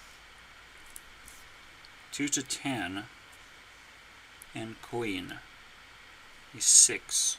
The wild card is 7, and 8 ball is ace. I always thought ace is like 14. You need 17. Because you need... Oh no, you need 15. So that's fine. That's fine. It's 7 plus 7 plus 1 for the 8 ball. Apparently 8 ball can be genderless at this point. Alright, technically this is the quarter part left for the movie, who cranked 3 points already. 4 points to be exact. And we can expect 1 more point, and I will dig deeper. And probably 8 points is not only realistic, it's unavoidable. This movie is insanity. Absolute insanity. Purely. There's absolutely no porn, technically. I barely explored knives, and knives is not even that hot. Okay. I'm not even expecting other girls to do it. There's some of that, and I'm pretty excited, but it's so mild. Everyone is just so mildly attractive. It's amazing, actually, because that's the flavor that really makes you fucking yeah. Oh, it's actually a reveal, sort of, that Gideon put it together. Not exactly Ramona, but Ramona knew about it. There's some fucking weird twist in here that really ends in a weird way. But it's Chow Knives that put Scott through an arcade experience. Nothing turned into arcade until, those first arcade interactions, and then the fight started breaking out. There's something. I'm just saying. It's true, it's kind of like half dying, and if you don't have that one life after you get kicked out of something that you invested so much, it's game over, pretty much. It is that fucking cruel, and it makes you wonder what life is really about. Maybe you do have infinite lives. Knives just said, stealing my boyfriend? He's my steal. Whoa! Whoa! She says I'm too cool for you anyway, and it's kind of weird thing to say. I don't take it lightly, okay? Coolness is wind element. It's kind of supposed to be her flavor. I don't think she's wind element, so how could she be too cool, right? But it's like, if I met my own personality, it's probably would be the same thing, right? we would be too cool for each other. As if, like, cold and isolated, and we want to do our own thing. It's kind of stupid, but hey, whatever keeps life running and world spinning, who cares? The whole thing felt like a casino a little bit, like a slot machine. You get that 777 vibe, but not only that, every single time an opponent gets defeated, it spills out a bunch of coins. It's pretty fucking intense. Slot machine. That's literally it. You're winning more and more and more, and you're luckier and luckier the closer you are to the finish line. But then, it's not really about the money in the end, or the power, or any other components that are in there. Because usually there's 4 all the time. It's not about that. It's love. It's that fucking amazing. Yeah, it's the best fucking episode. What can I say? Of YouTube Battle Royale. Of whatever I just made ever on YouTube. This is the best. Scott has the same problem of finding the actual 7th X, because he was fighting Roxy. And maybe the easiest way to do it is just, I think it's William that he was with. No, Wallace. Okay. So might as well take Knife's friend and put it right in there. Tamara, I think, stands out as her friend who, helped her out and couldn't really stop her from dyeing her hair or anything. So she was in a whole roller coaster of decisions. Maybe we just did it. We just found 7th X. Now the real fight begins. Shit. I have to simulate that. I have to do everything. There's a lot of work here. It's amazing. This sequel. Let's fucking do it. Wait, so did we just finish watching Scott Pilgrim? I can't tell.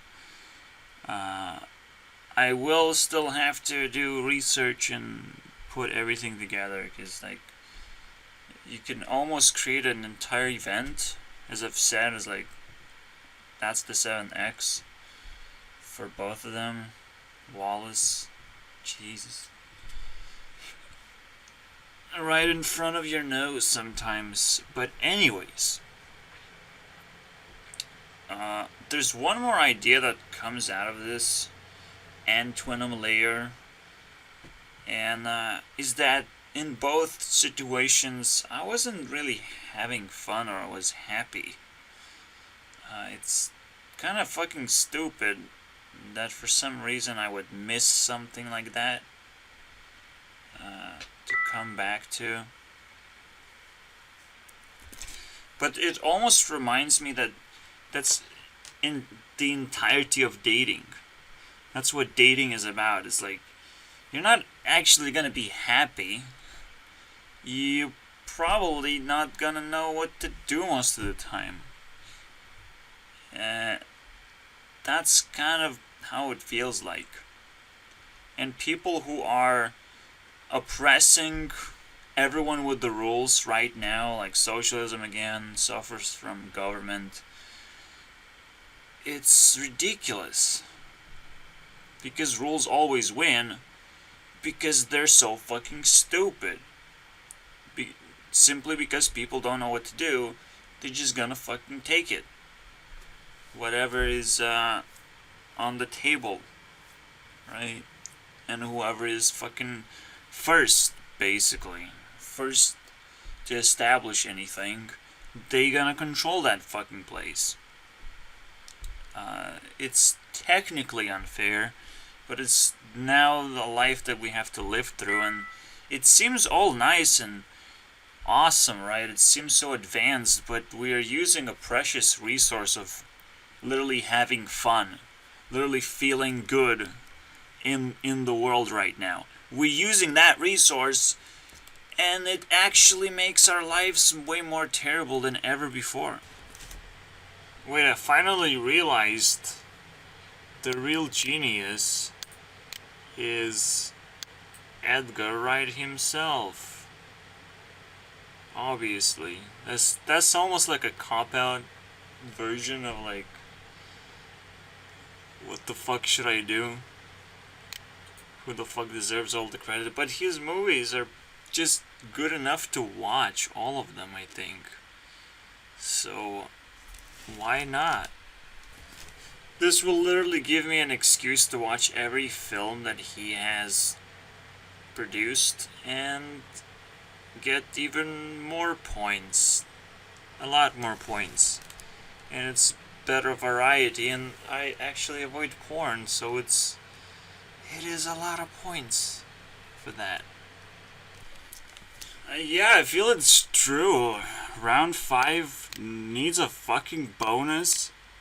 Needs an entire next 3 hours for me to just figure out what the rest of the dudes are gonna be doing, especially what I just mentioned.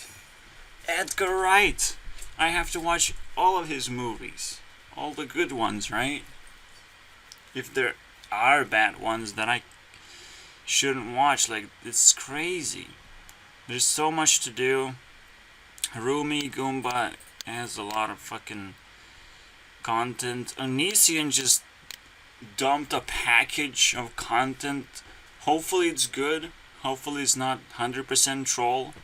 You know, I already praised him for changing his direction of what he presents as content. It's almost like he's trying to sneak in something that people shouldn't hate, but they will hate it anyways, and he's gonna be a winner in the end anyways. It's like fucking crazy. Grandma kind of shuts down. She does deserve a few more points, and will technically rival Goomba a little bit if he doesn't perform well, because this server ban or kick out or whatever just happened. That was a lot of fucking value, okay? So I'll just bring her back anyways. Maybe even double check if she updates anything at all. If anything happens. Because usually with people like myself, if you receive a comment that triggers you, things start happening very quickly. It is weird. And I'm not sure if it's gonna work on Grillmore, because Grillmore is, in there. Constantly being triggered, perhaps. I don't know. Let's check her right now. Grillmore Twitter.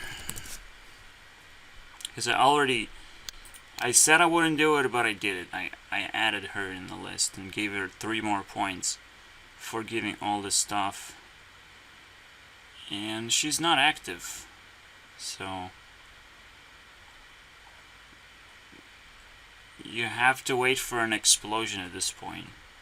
Of all the people who are active, like, everyone's active right now except her. It's so fucking annoying. Unless there's something more, but I don't think so. I give her perhaps a bit too much credit, just because I went this like super narrow road, really narrow, okay, all the way to Hightail and then Hightail News and then keep on giving credit, but it's kind of weird. I'm not sure if I can justify it, but it's there. It's just simply there. Sometimes you just get a very wonderful gift and that's all there is. And you have to give credit to something, right? I can't just give it to Antwinum. Antwinum's gonna show up later. He has an entire channel. So it's almost like you deserve more credit if you do way less, or if you have way less. It's kind of cool. how it worked out. So everyone is coming back. I mean, I'll even come back on Asean. There's no space in Asean. Get the fuck out of here. Kabi is gonna fucking destroy you. Oh god. See, there's too much happening. And I even wanted to like do a bonus round for Avril Lavigne to just crush down on the, you know, from the bottom to the top. I don't know. I don't know what the fuck I would expect at this point. Alright, so once I finish round 5, there's gonna be another bonus round because now we're gonna have jokers. Technically, they can represent the entire rest of the team. Alright, so once I figure out how exactly the battles are gonna work, I'll be able to put Avril Lavigne against every single team that already is built that is represented by jokers only, because they're only on the top, right? But there's still gonna be 5 members, and can they be defeated as a team, as a very early team that could be upgraded yet again? There might be channels that I'm missing out, obviously, that I might want to add instead of some trash that I like or I find close enough to just put it on a list, like whatever, right? Upgrades are available up to this point as well.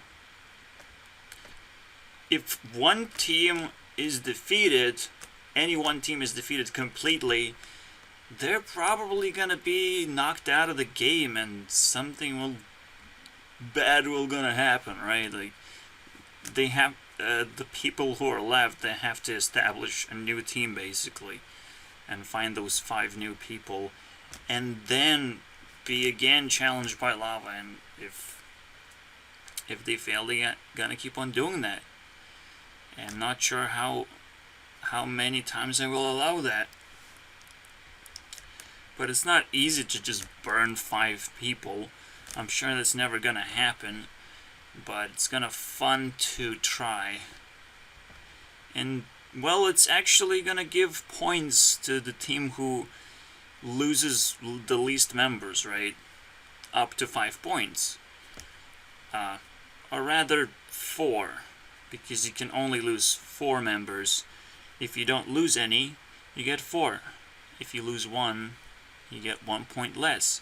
If you lose 4, that's kind of weird, right? Like, you can still lose 4, so you can lose 4 points, you can still get 1 point.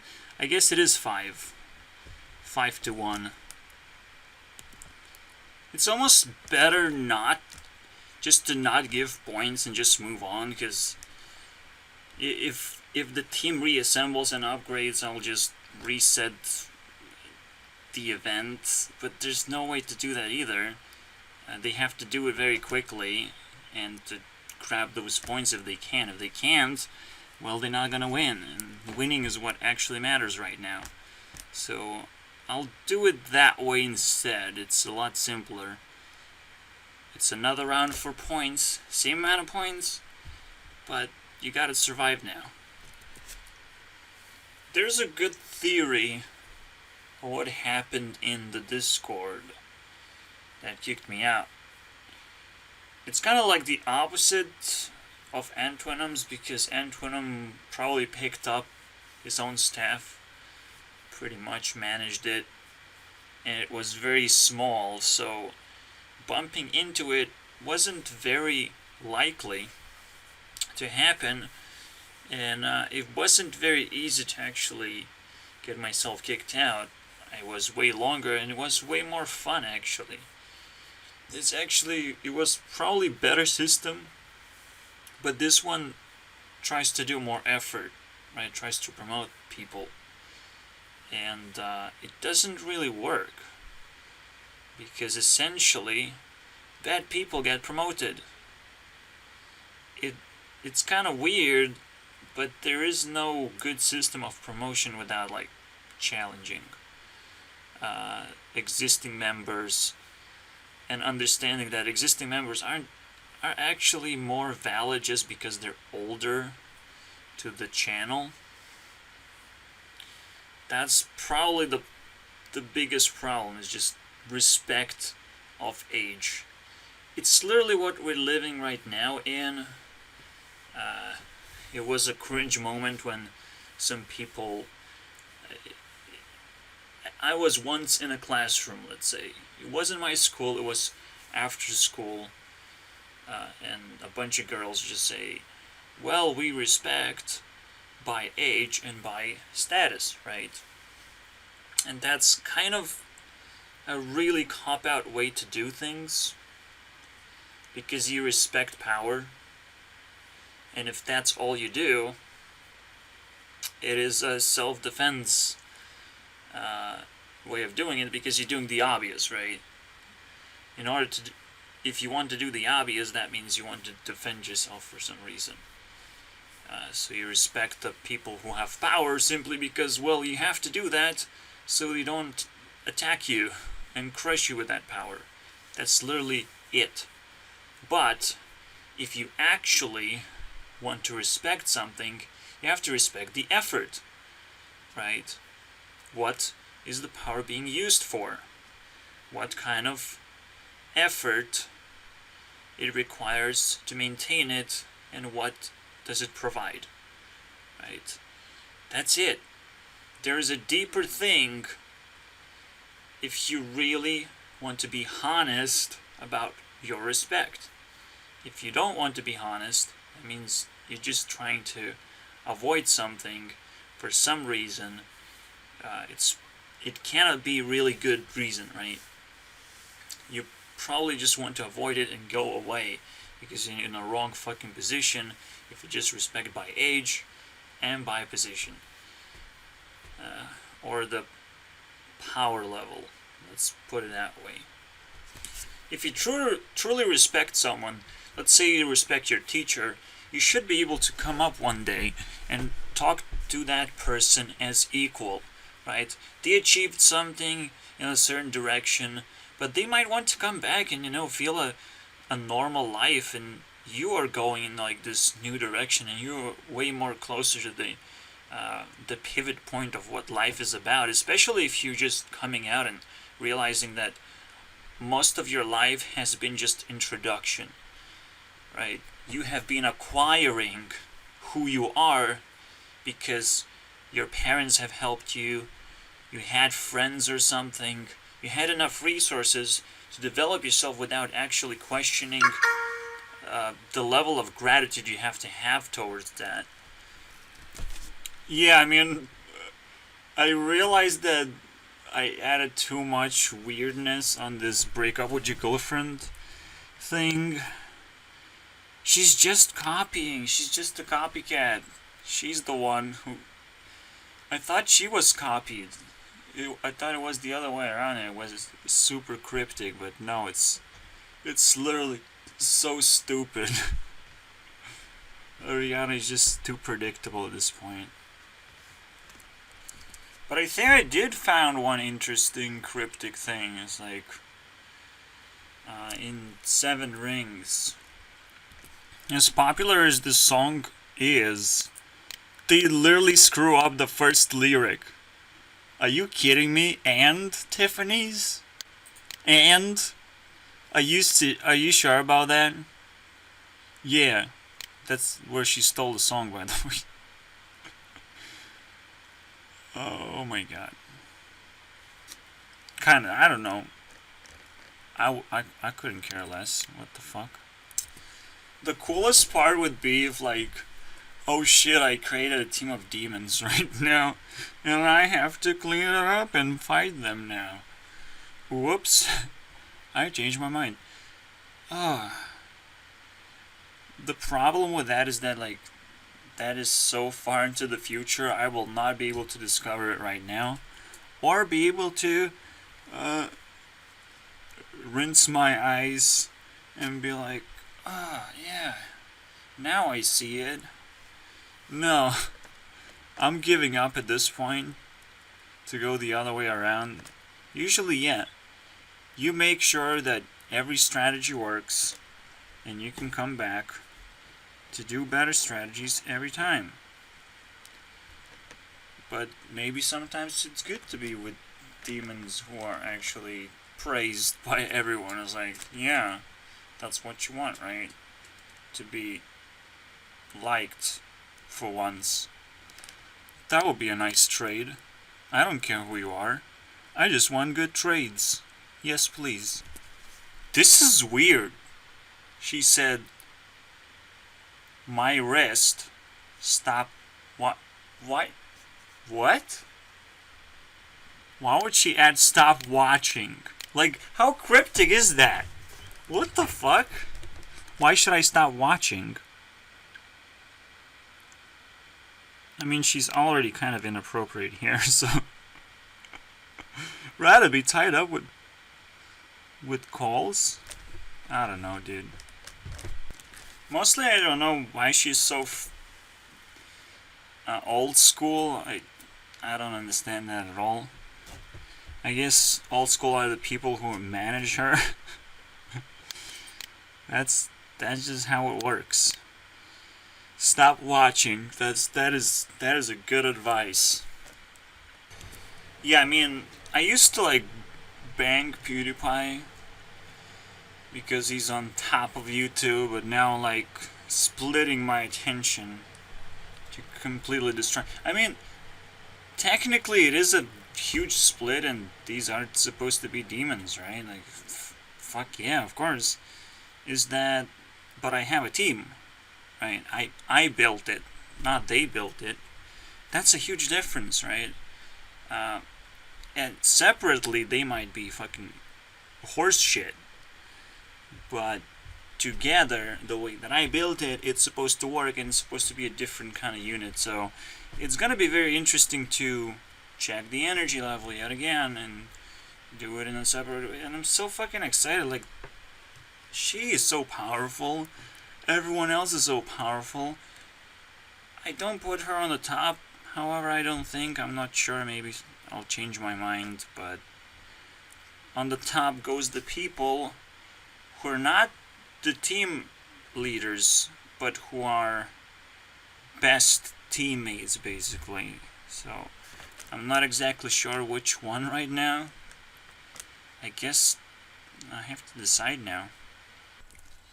Before round 6, or before their bonus round actually, there's one thing I gotta do, and I have to pull out the good old Miley Cyrus, because she is the only one who can actually contest Avril Lavigne right now. There's absolutely a lack of fire people in the pop industry, apparently. So she's kind of the only one, and the only one who barely survives even, because she's doing just as crazy things as Tana is doing. It's the same personality, I would guess now. Yeah, it's weird. This is kind of interesting. If you look from very far away, you can actually see, instead of E, you can see a C. And it's called Milky. Her new name right now. It's literally Miley Cyrus with Mil and C as, combination. It's just so beautiful and easy.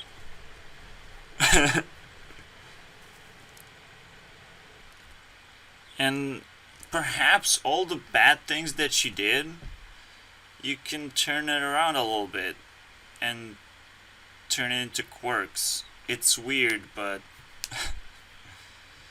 the problem is, yes, she is hotter than Avril, potentially, but does she make better music?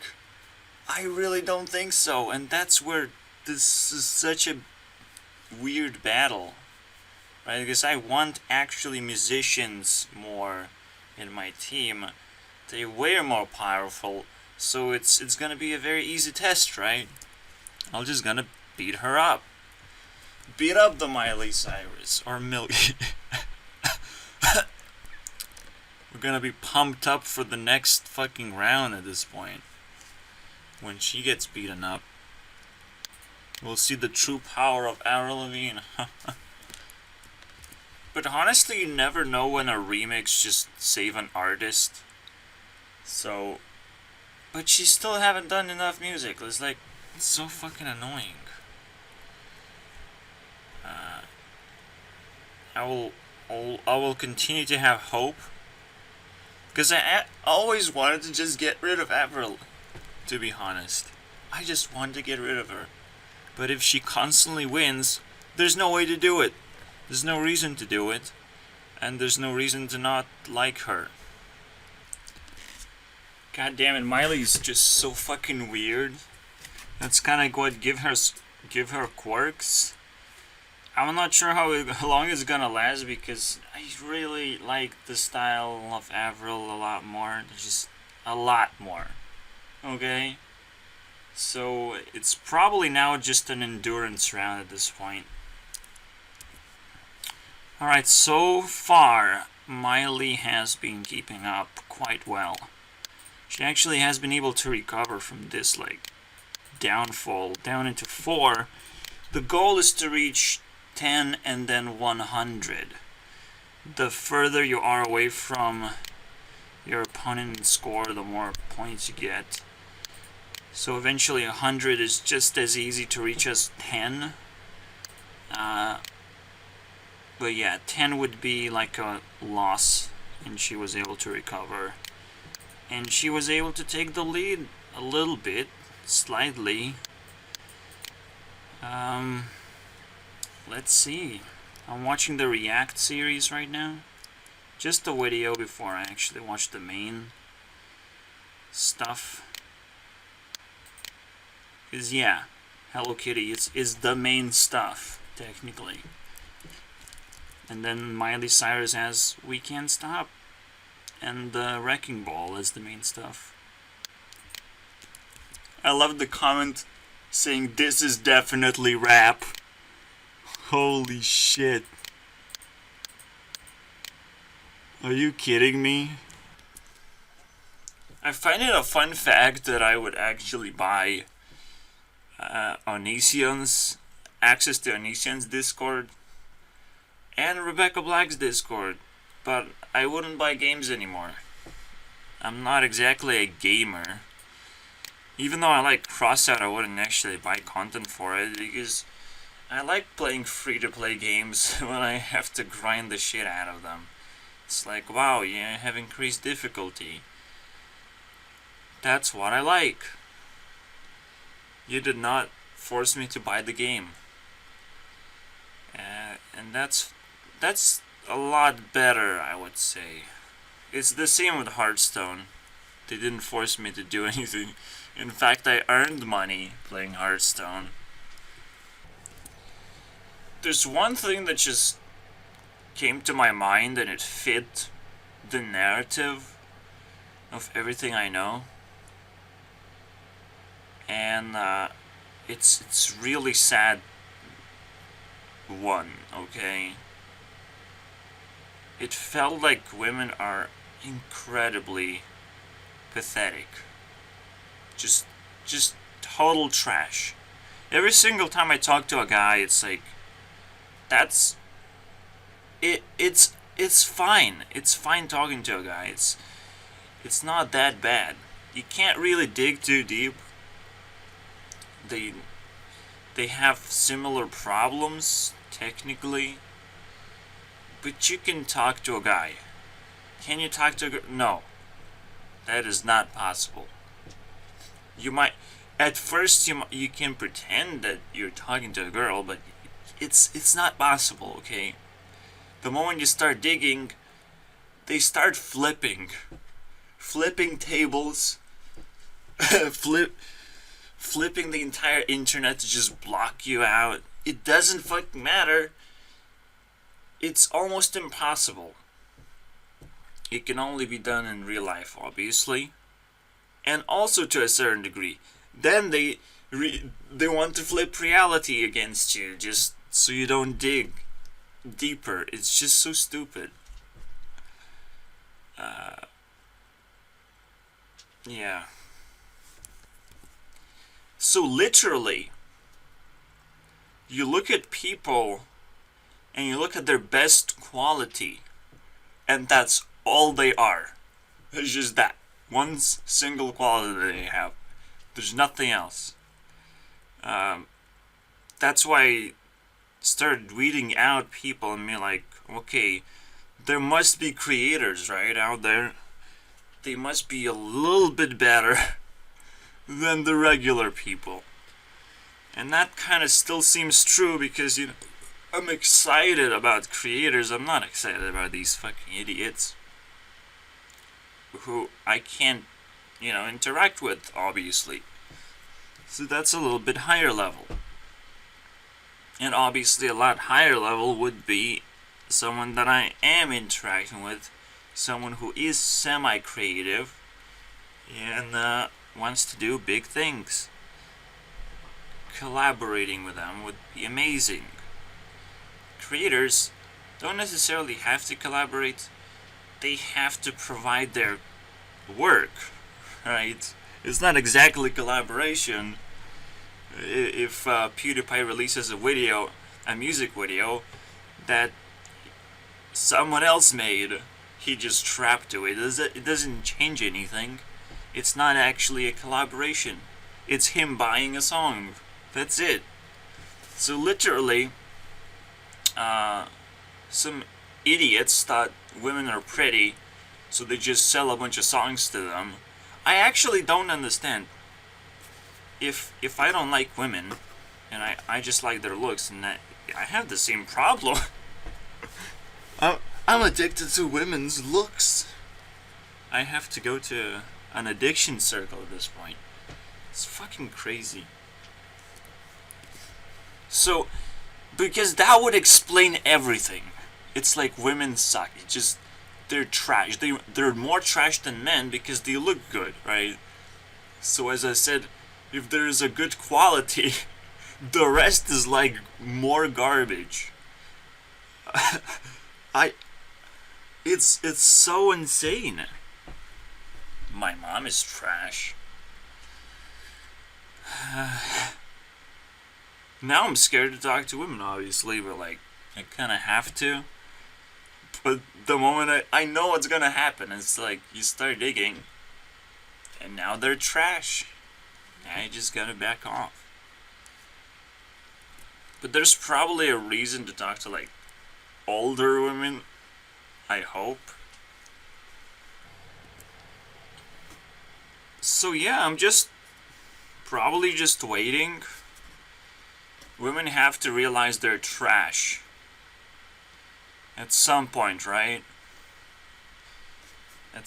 Obviously I have to outplay them and push everyone into a fucking corner. I have a better card in life than they do. Because I went so fucking far into it. But it can burn at any moment. Any moment I can turn into trash, which is kind of what turns me into a man. It's like, reality is unstable, and women are trying to take the most stable way to become not trash. So that's pretty successful, I'm not gonna lie. But later on in life, looks become, it was a first impression, it was trash. Now looks don't fucking mean anything. To me right now, looks gonna mean a lot for like 10 years. I'm addicted, I'm very impressed, I want to see more. But I know it's not a long-term thing, okay? It's not gonna be long-term when I can look into a normal person now and be like, oh, that's a beautiful person. What's wrong with that? Please. So yeah, just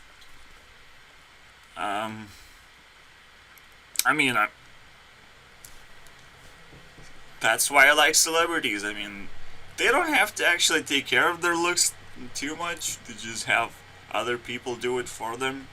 So technically, they look beautiful, not because of themselves, except Rebecca Black likes putting on makeup. Are you kidding me?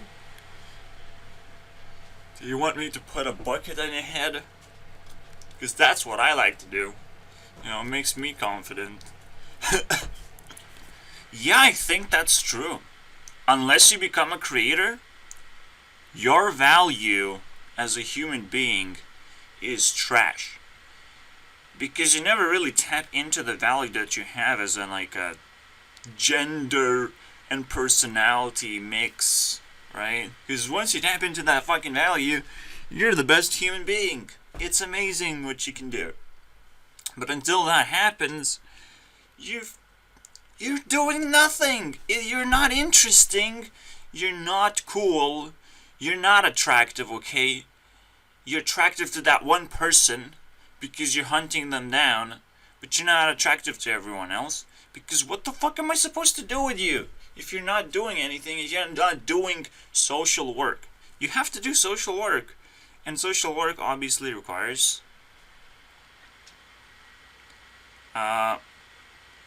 being honest, being original, being different than everyone else, providing some kind of service that's different, right? Because you want to be interested in that service, and nobody's providing social work. It's not a thing, right? Everyone is like social, but it's not work to them. Like, even listening to music is actually social work. Watching movies is social work. What we think as an entertainment and creativity, even releasing games sometimes can be social work. It's a little bit different fucking genre. But, yeah, this is deep. This is awesome. And so after all has been said, and I'm an angry person, I now understand, after I become a little bit sweet, and a little bit more psycho, and maybe a little bit more sad, because, you know, it's a little bit unfair, and like, I'm lonely still, and I don't want to go into adventures, but I know what happens, because, again, I know how to become sweet, apparently, to other people especially, right, who go through this shit. After all has been said, I'm fine. I'm doing great. I know who I am. I know what's going on. I can keep moving and pretty much be happy about it. There's no way out. And look at the internet as a matrix that you have to ply through like a bunch of snow. The winter is coming. No, the winter just came in the form of internet and is just cold and nothing is happening until you figure it out. What you have to do, what kind of skills you have to have. And I might be, the first person here until like years and years later, people start doing what I'm doing. Anything works when you're happy, right? You're in the right place, probably. And if you're original, you're probably still in the right place, regardless what happened to you. Not saying like Discord, but Discord doesn't work the way that I like. So it could become a different thing years down the line. I don't know. Alright, so we are 2.5 and Miley is still capable of keeping up. I think she's running out a lot faster. I'm just saying we have very different resources here. So stupid. But let's let her win, okay? Avril's supposed to win, okay? This is definitely more intense and more longer than I expected this to last. I'm kind of running out of resources now of which songs to listen to, so I just listen to remixes and the ending is supposed to be soon enough, but like seriously, there is no difference right now. I actually think I ran out of good stuff that Miley Cyrus has, which is kind of what I expected, but I didn't expect this to go this far. Avril Lavigne's last album is kind of what saves her ass right now. And the only song that I really didn't play until this point, like I watched everything I could, it's Tell Me It's Over. Congratulations. We only need 2 more points, so of course we're gonna get there. But we need a lot more actually if we wanna crush the opponent. It's not gonna be nice. Not everything is over, however, I can't tell it's over because I'm probably gonna watch interviews, both parties. We're still gonna keep on going, possibly. If Miley Cyrus just kind of recovers her, like, status and explains everything, that would, and blows my mind for some reason. But anything she would say would blow my mind because she's, like, fighting my fucking teammate toe to toe. Are you kidding me? No, don't do that. Wait, is Zach like a fucking gold miner right now? It's like fucking crazy. Listen to this. Why are we doing this? He is 28 years old. And in all 28 years of living, he's never been on a date. Oh, dude. What is this shit? Fucking gold mine. I am afraid to touch it. This is like, this is for later. I can't do this shit. Please. It's kind of interesting. Avril doesn't actually have too many interviews. So I just found B-sides. Whatever that is. Just more music. Okay, I'll take it. Besides, this one just blew me away. Even though I kind of heard it when I was listening to everything. But, jeez. It makes this whole thing worthwhile. Just let's keep going. We're gonna go to 4 points now. Like seriously, this is annoying.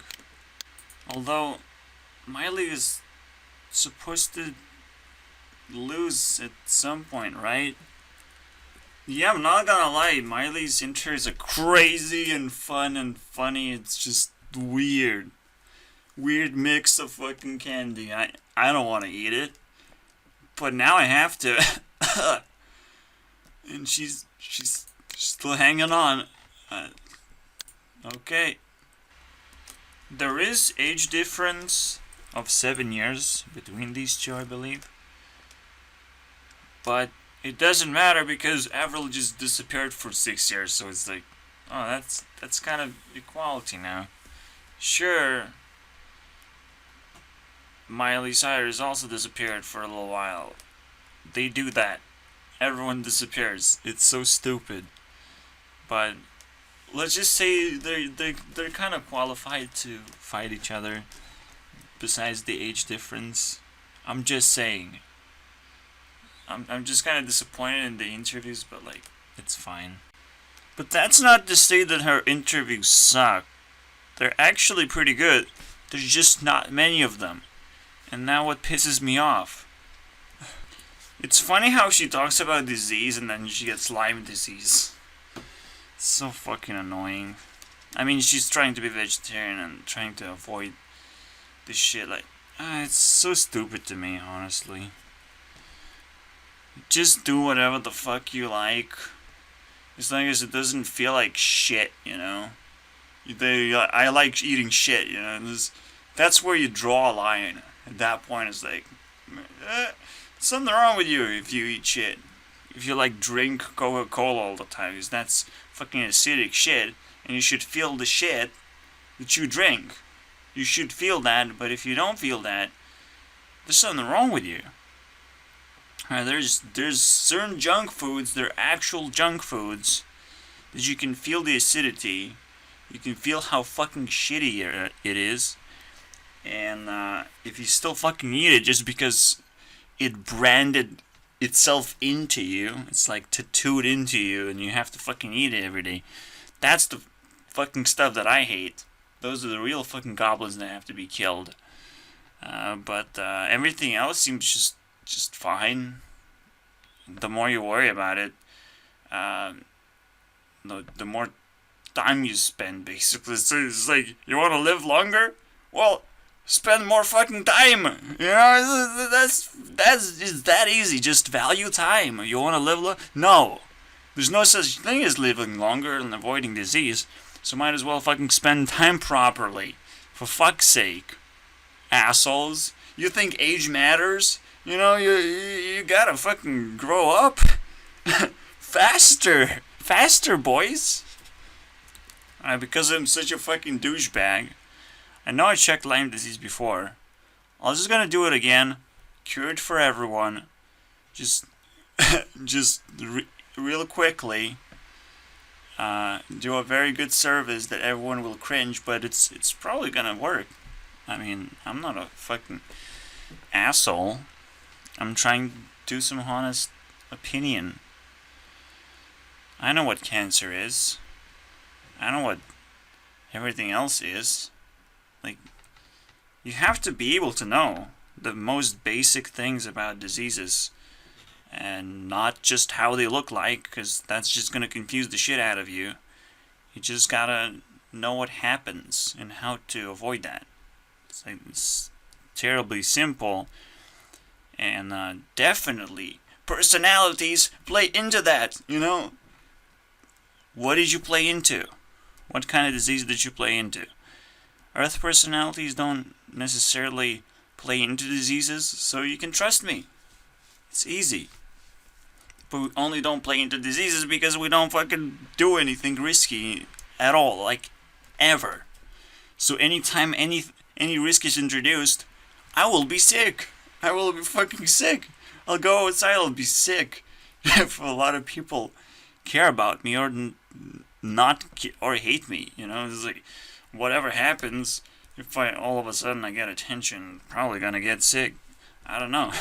There's a lot of things I can handle in the world, and I can at least tell you how to avoid it. I'm not sure if everyone can do it, you know, if you're a celebrity, you might actually get stuck with that shit. But it's even then you can still do it. You can still fucking have it in the back of your head that you have to be able to do something to avoid the disease. So let's see what actually it is. I think this is a much more complicated disease than cancer, for example. Right? Even though cancer is like inactivity disease. Right? It's just the closest thing that can actually touch Earth personalities. It's like if you're not active enough. If you get bored too much. But it still affects mostly everyone else. Because boredom is like a problem that you can solve eventually. With Lyme disease, it is different. What you're looking at is different, right? It's a small little insect capable of actually creating a disease. Here's the dynamic. And this touches only fire personalities. Okay? This is why Justin Bieber has it as well. And I don't care to research who has it. I just know how it works. So if you get it from a small little thing, right? And all of a sudden it affects you for the rest of your life, and it's like asking your body, can you cure this? What is actually happening? I think what is happening is like, you can take Jake Paul, and he has to, by his personality, love every single fan he gets. That's what a fire person does. It loves every resource, everything. Okay? There's no exceptions. There's no like, oh, I'm not gonna eat mushrooms. It's kind of stupid what Avril is doing. But normally fire personalities accept every fucking thing in their lives. It's different if they don't have it, obviously.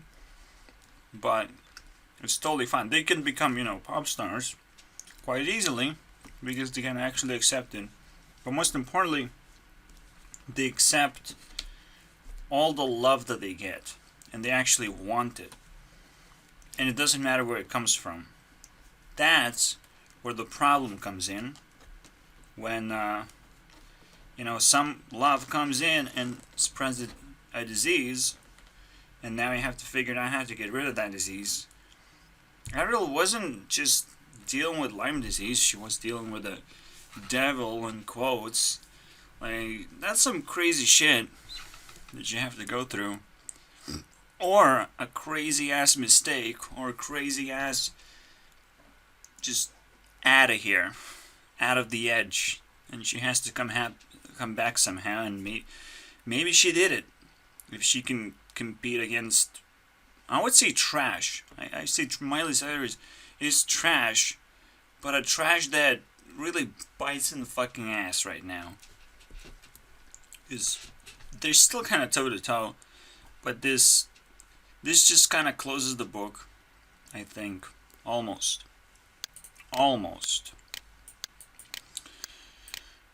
So again, a small thing spreads into your body. It turns into like an infection that you cannot clear until you do exactly what? What is the mindset that's going to cure you very quickly? You probably have to take a step back. Most of the time, if you're in trouble, you have to take a step back. If I'm like doing some stupid shit, I have to like chill, stop trolling. Just be cool with everything that's going on, and just like it to a certain extent, but like just stay there and stop trolling. I guess that would be and maybe even deeper if I have to like be sweet to everyone. But the way you solve this, so perhaps you have to go back a step, and instead of appreciating everyone, it's just, you filter out. You start building filters. That's it. That's what Avril is doing, because she is part Earth. She builds filters for what she eats. At least back in the past, she did. That's a thing. That's a very much Earth thing, to just keep on building filters, because it helps you with that shit. To filter out bad people. Sometimes.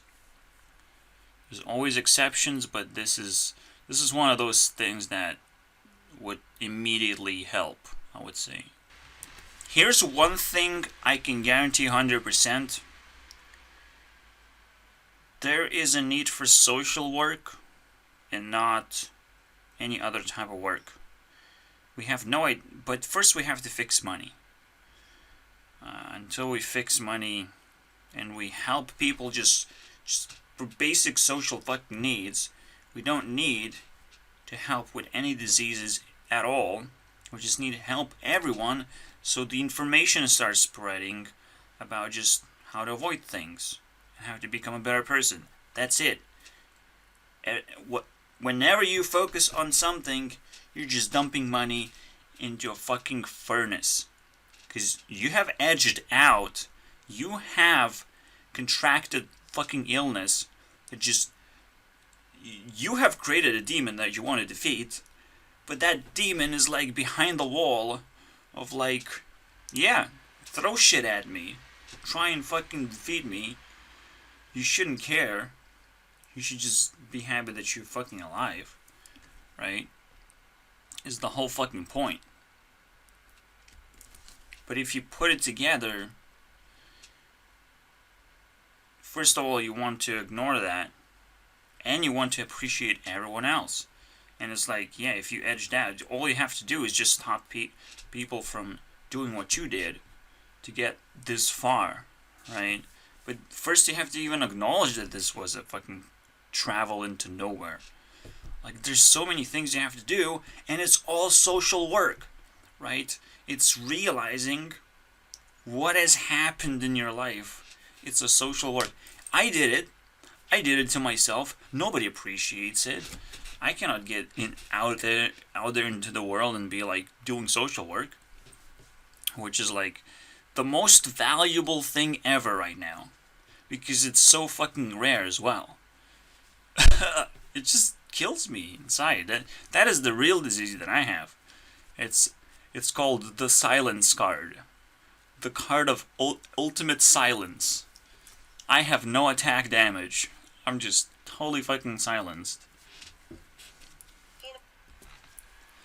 Yeah, that's the most difficult part. She says that, oh, a lot of people don't have awareness of this disease. They don't have to. Honestly, people don't have to be aware of any disease until they do social work and, they stretch out into that, oh, I have to think about it, What does it mean? It means that I have done so much work that now that I accept the disease of what it is, I can actually easily identify it. This is why you don't fucking make people focus. Because they have no idea of what they're even focusing on. What they add into their minds, because, like, it doesn't mean anything. It's now just gonna be a boogeyman that you don't know how to fucking defeat. If you don't have a solution, don't talk about the problem. Unless you're really desperate to fucking heal someone, right? But it's still like a very tiny amount of people that could understand or be able to help in the first place. So even then, if a problem doesn't have a solution, it's not quite unfinished story, and you need fucking heroes to help you out, and not fucking ordinary people. Just keep it in your fucking head. It's totally important. It's just garbage. And again, here's more social work.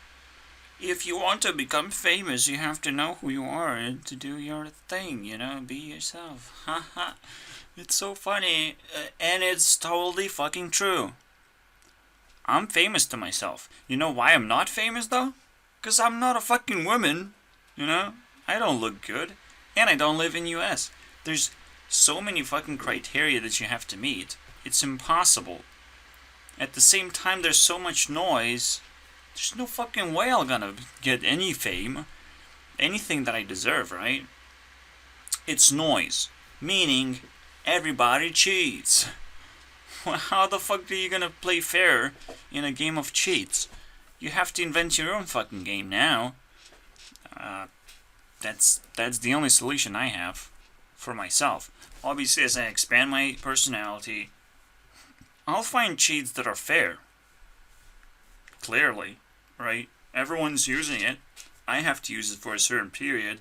The moment it's not being used or is getting nerfed, I'll be able to jump very quickly.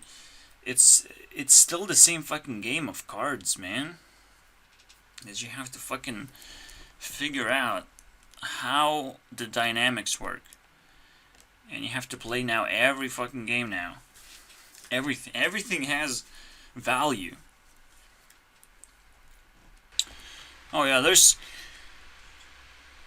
there is one more thing that I need to touch and see how the social work that I did deals with that. And that is an outrage. You touch anything controversial, there's a eternal damnation on you. Put pressure. But it's literally just that. The first thing first, it is pressure. It's just social pressure that tries to fix a certain narrative, right? So if you fight back, you're just literally draining fame out of that shit. Right? Because they're testing your limit, right? Just a bunch of people come comes up to you and tests your fucking limit, and the moment it happens to me, right? That's the moment of fame. It's wonderful, right? The outrage. Is this... The only problem is you have to create such a fucking twisted and sick narrative that it catches on fire eventually, right? So I'm yet to do that. You also have to do it in a very fucking prestige way that the people can share it. I'm yet to do that. I'm not sure what that is. But that's the social work. It's like, outrage is actually good if you can handle it. There's just a little bit more to it, obviously, because you're burning bridges as well of people who can handle it. So you have to really navigate yourself, start navigating yourself of how other people are doing, because yes, you can take care of yourself and you can take all the outrage in the universe, but other people will not be able to do it, and that's the real fucking challenge that you're faced with, right? The more you take, the more fame you take, the more bridges you burn, and that's fucking exponential curve, honestly. For someone who doesn't have anyone, it's the moment of fame. It's a perfect opportunity to actually just grab onto the biggest outrage you can fucking come up with. And I think Rebecca Black kind of did that. So we already fucking celebrated that. We already celebrated the ultimate solution to everything, honestly, of how to be fucking coolest kid in school by just, doing what you like, failing, and harvesting the outrage into success. Because I don't know, it's just nailed it. It feels unfair, but she's still active, so it makes it now a story that is fair. If you like Rebecca Black enough, you can own the story. She doesn't even like herself. She's kind of like on the fence about it, I would say. She just has to live with it and doesn't know how to do it. And so it really, I think I can handle this shit, but first I have to rotate backwards and learn more things, learn even higher level of social awareness, which is, thanks guys, I'm not getting paid for this shit. Someone's like, yeah, getting paid, no, but give me, okay? Eventually I will break through and be like, oh, now I'm getting too much money, so it's gonna be a stupid ride the whole way through. It will question my sanity and the reason why I live. Regardless, right? That's kind of how life works. It questions why you live every single day, I believe. That's the worst part, right? Maybe up to a certain point, though. Maybe up to a certain point where you find love and stability, you combine those two things, and bam, you're now centered around what you have created. You have no idea where you come from, who you are, what the fuck this is, but you have centered this reality to something, and now you can build on top of that. But you still have to find it, and you can sometimes die trying. It is not easy. And that's fine, because you're not going to center yourself. And you're not going to feel the pain of letting it go. Everything is always good, eventually. It's just so fucking weird. I'm just going to try and move on and just finish the fight. Nothing else will happen. I didn't finish Scott Pilgrim. Oh yeah, I have to just watch a movie. I should just watch it right now. It's almost the ending anyway, so these two people fighting. Let's call it the draw. I think Avril can get one more point, right? She needs one more. I'll just call it a draw. It's so fucking ridiculous. Because last time the draw came when Rebecca had to face Taylor. That's when the draw came in, and like, shit. I'll probably do that again at some point. Because it is like a never-ending fight that you still want to see the winner. Who is the winner? And now knowing that Lava has a rival, that's impressive, to say the least. Yeah, whenever you see a draw, you need to capture it as like a story time. I don't think Logan can do it with KSI when they draw, because I have no care in the world of what boxing is about. It has no fucking social value, right? Yeah, physically, you just punch the other person. Do some strategy. There is some of that, but like this is just garbage. It's just boxing. God damn it. It's terrible. There's the conferences are so much more interesting for everyone else to digest and dismantle. Like, do that instead, because that worked. Why do boxing? It doesn't fucking fill the story. Now it's like, is it over now because you fucking lost, Logan? Is now over? That was a draw and then you lost? That's some bullshit right there. And KSI is not even on the list of fucking YouTubers that I care about. Fuck that shit. You know? It's crazy. Why would you put ever in a... I mean, he's a risk taker, but like, you don't put yourself in a position where you can lose, actually, like losing. And ruin your self-esteem. Because that's what you did, you know? It's just ruin yourself. He still has podcasts. He has a lot of good shit, Logan. I mean, he's gonna get very high score. I have no doubt about that. I'm probably gonna put him higher than Jake, but like, they are rivals technically. They themselves are rivals, so they might make a story themselves. There's so much shit gonna go on. This is a year project for an entire year, and basically whoever gets to win just gets to rule the year. But like, it's probably gonna take a year for me to even put it together. So we're gonna roll, obviously. We already winners. The longer we make it last, the longer we are winners. That's how we do the Battle Royale. Make everyone else fight, and we're just like hanging around. Yeah, we're totally fighting right now. So the idea is to do just a little bit more grinding on these guys.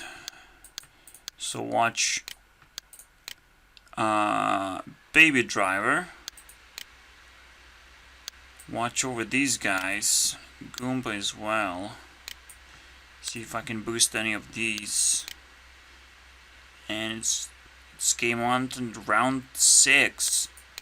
Hopefully. Maybe not. Also, we have to watch out for those who can take over the Joker cards. But the round 6 doesn't actually come. This is gonna be round 5++, because we have to test if the teams are already solid, and if there has to be a few changes and someone actually deserves more credit on YouTube that we didn't give enough credit for. Anything can happen, and I want it to be that way. And this is one of those times when shitty teams like Hearthstone team can redeem itself. Who knows? Yeah, this is a little bit intense. The way he danced to the music, but it's not exactly Scott Pilgrim, okay? It's the top tier thing. That just kind of squeezed himself, and into the right hands and turn into like 2010 Matrix movie. So I'm waiting for 2020 again. I will keep on repeating. I'm waiting for a Matrix movie this year. Well, first impression is that Scott Pilgrim is way better. Because this film is like original piece. Super original. But it's so fucking creepy. Like, yes, all action dances around music, and it's music and cars combined into like a masterpiece of thriller and everything. And there are a few puzzles that I want to solve, but it's so fucking creepy. Though, obviously, the deeper you get into the system, it automatically gets creepy. So there's a lot to think about. I'm just saying, but it's not better. It's just like more in depth into whatever Edgar Wright wanted to do. But I'm still waiting for that Matrix level 2. It was level 0 initially. Yeah, this is a not something that I found from this film, but it's there as well. The moment we have one-sided passion is like, that's not love, and there's no love making either. If women are pretty and they attract men, that's fine, but what about men? They're also supposed to be attractive in what they're doing. And technically, yeah, they can own things and skills, and that's it. That's all they need, really. You pull up with the fucking car, and you get the girl. If you live in the shallow world, obviously. So, if we're talking about internet skills, those are not praised yet. Like, the culture is not there yet at all. And culture is such a solid thing that it just pulls you in and, like, doesn't even make you choose. It is just the most popular thing that everyone follows, and it works for them because they want the shallow first level. You have to look into the future if you want to live a good life. You have to predict and catch the beasts, because they position themselves, but they're very powerful and hard to catch. That's the only way you can actually get success in life. Look into the future. Don't give up to culture. It's risk-taking, but some people are just incapable of doing it. Incapable of giving up to what the culture brings because it doesn't bring anything to them. So they're naturally going to be drawn to that next level thing. Anyways. I'll figure out what to do with the rest. The film is good. At some point I stopped counting the points. I think I gave like 7 or 8. So there's a lot more.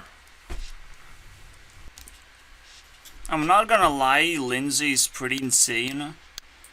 And she's almost at 8 points. At 8 points, I think I'm gonna change up the rules a little bit. I'll explain later. She's just gonna kind of lead the group of what it's going to be like. Because I first have to test it before I talk about it. It's a lot better that way. But I'm planning to give her a golden card, give her a character, build that character up now, based on her content, put it into a generator over here.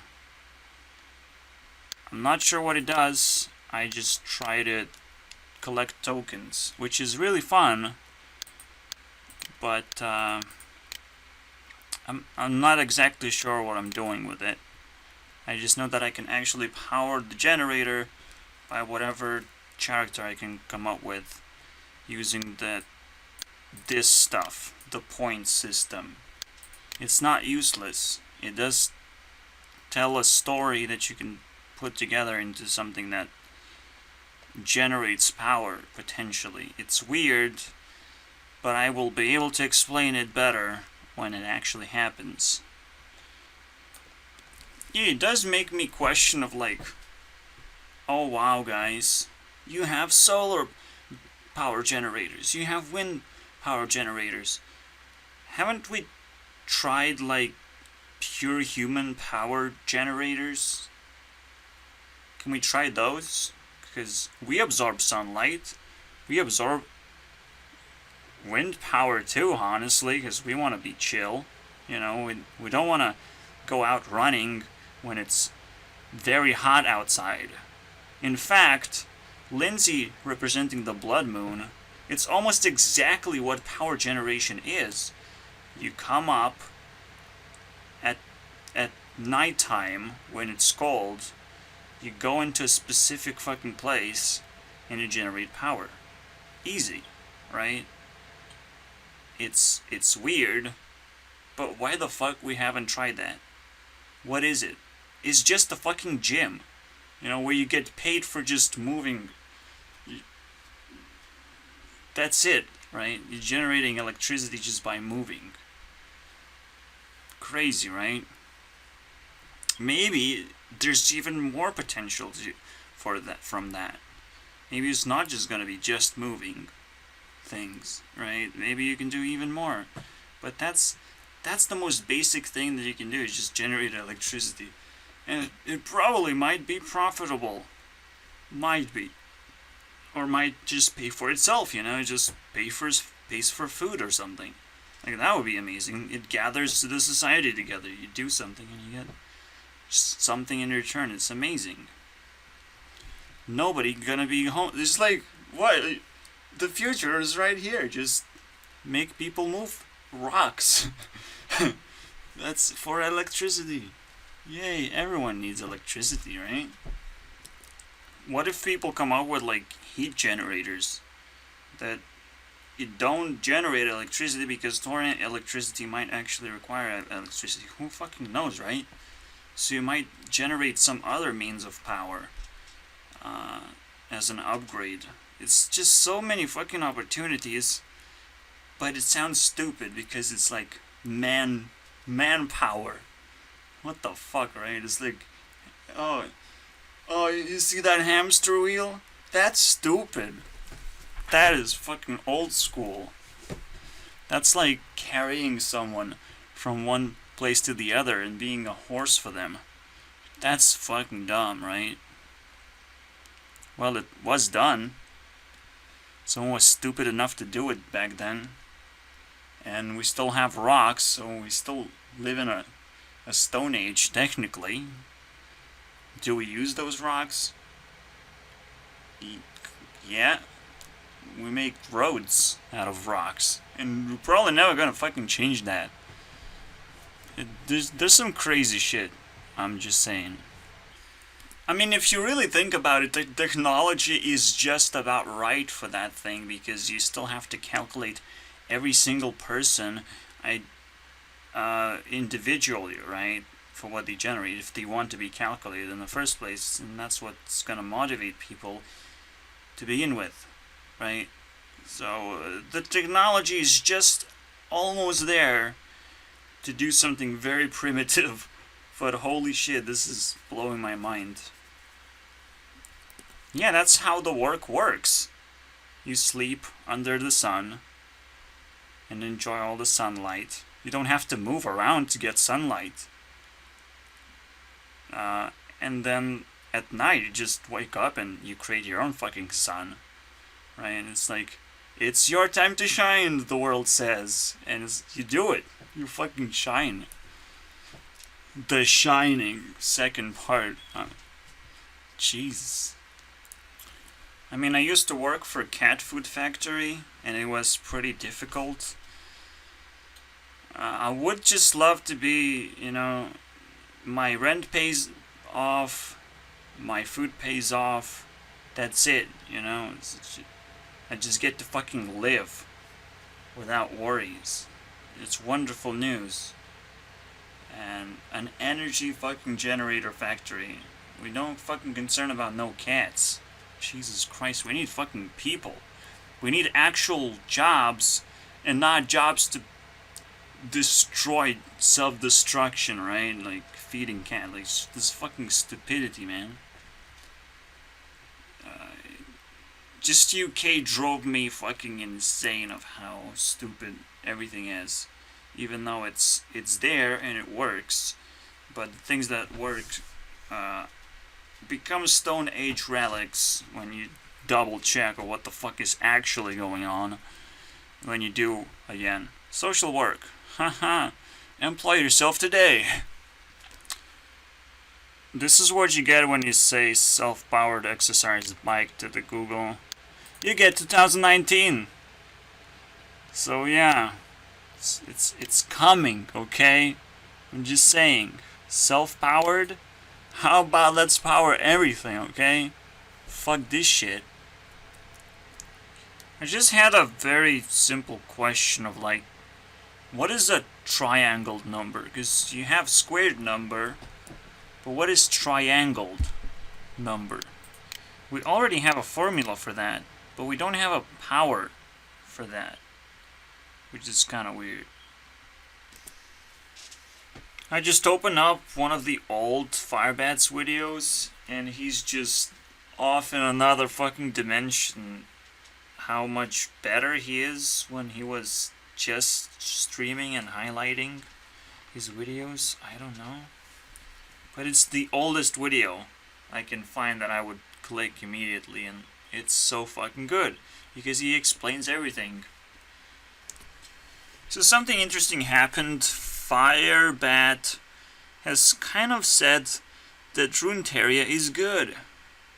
He was checking in his latest video of what actually happened and how far down the bottom it went down in popularity, but that's all I needed to finally install and play this game, which kind of gives him a lot of credit right now. Just randomly, until somebody else, well, snatches the credit at some point. But now he has exclusive credit to this game. It's pretty intense what you can do just by reminding people that something exists. Alright, so I think it's kind of a failure. It's so weird, right? I still couldn't finish the round. I have added 3 more fucking hours. I still can't finish this thing. But we're gonna just move on to the lava round. Hopefully they figure out which one, who is the leader. I guess I'll just promote Linkin Park as the leader. But it's so hard to give a dead person a Joker card, but you can possibly do it because it's a band. For the band. Or I can just watch another movie that Edgar Wright did, which I just watched 2 of them, and they're pretty valuable movies.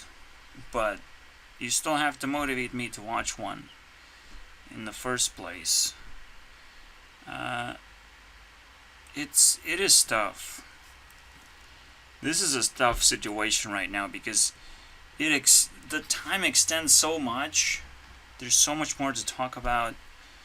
It gets very complicated, and there's, rising people from the past also have to be re-reviewed or updated or whatever gives you. So right now we're just gonna move on, and these people gonna have to catch up basically. They will be backed up, I'm sure. Is PewDiePie's team backed up right now? This boy in a band is not backing them up. Elon Musk is not backing them up. Shit.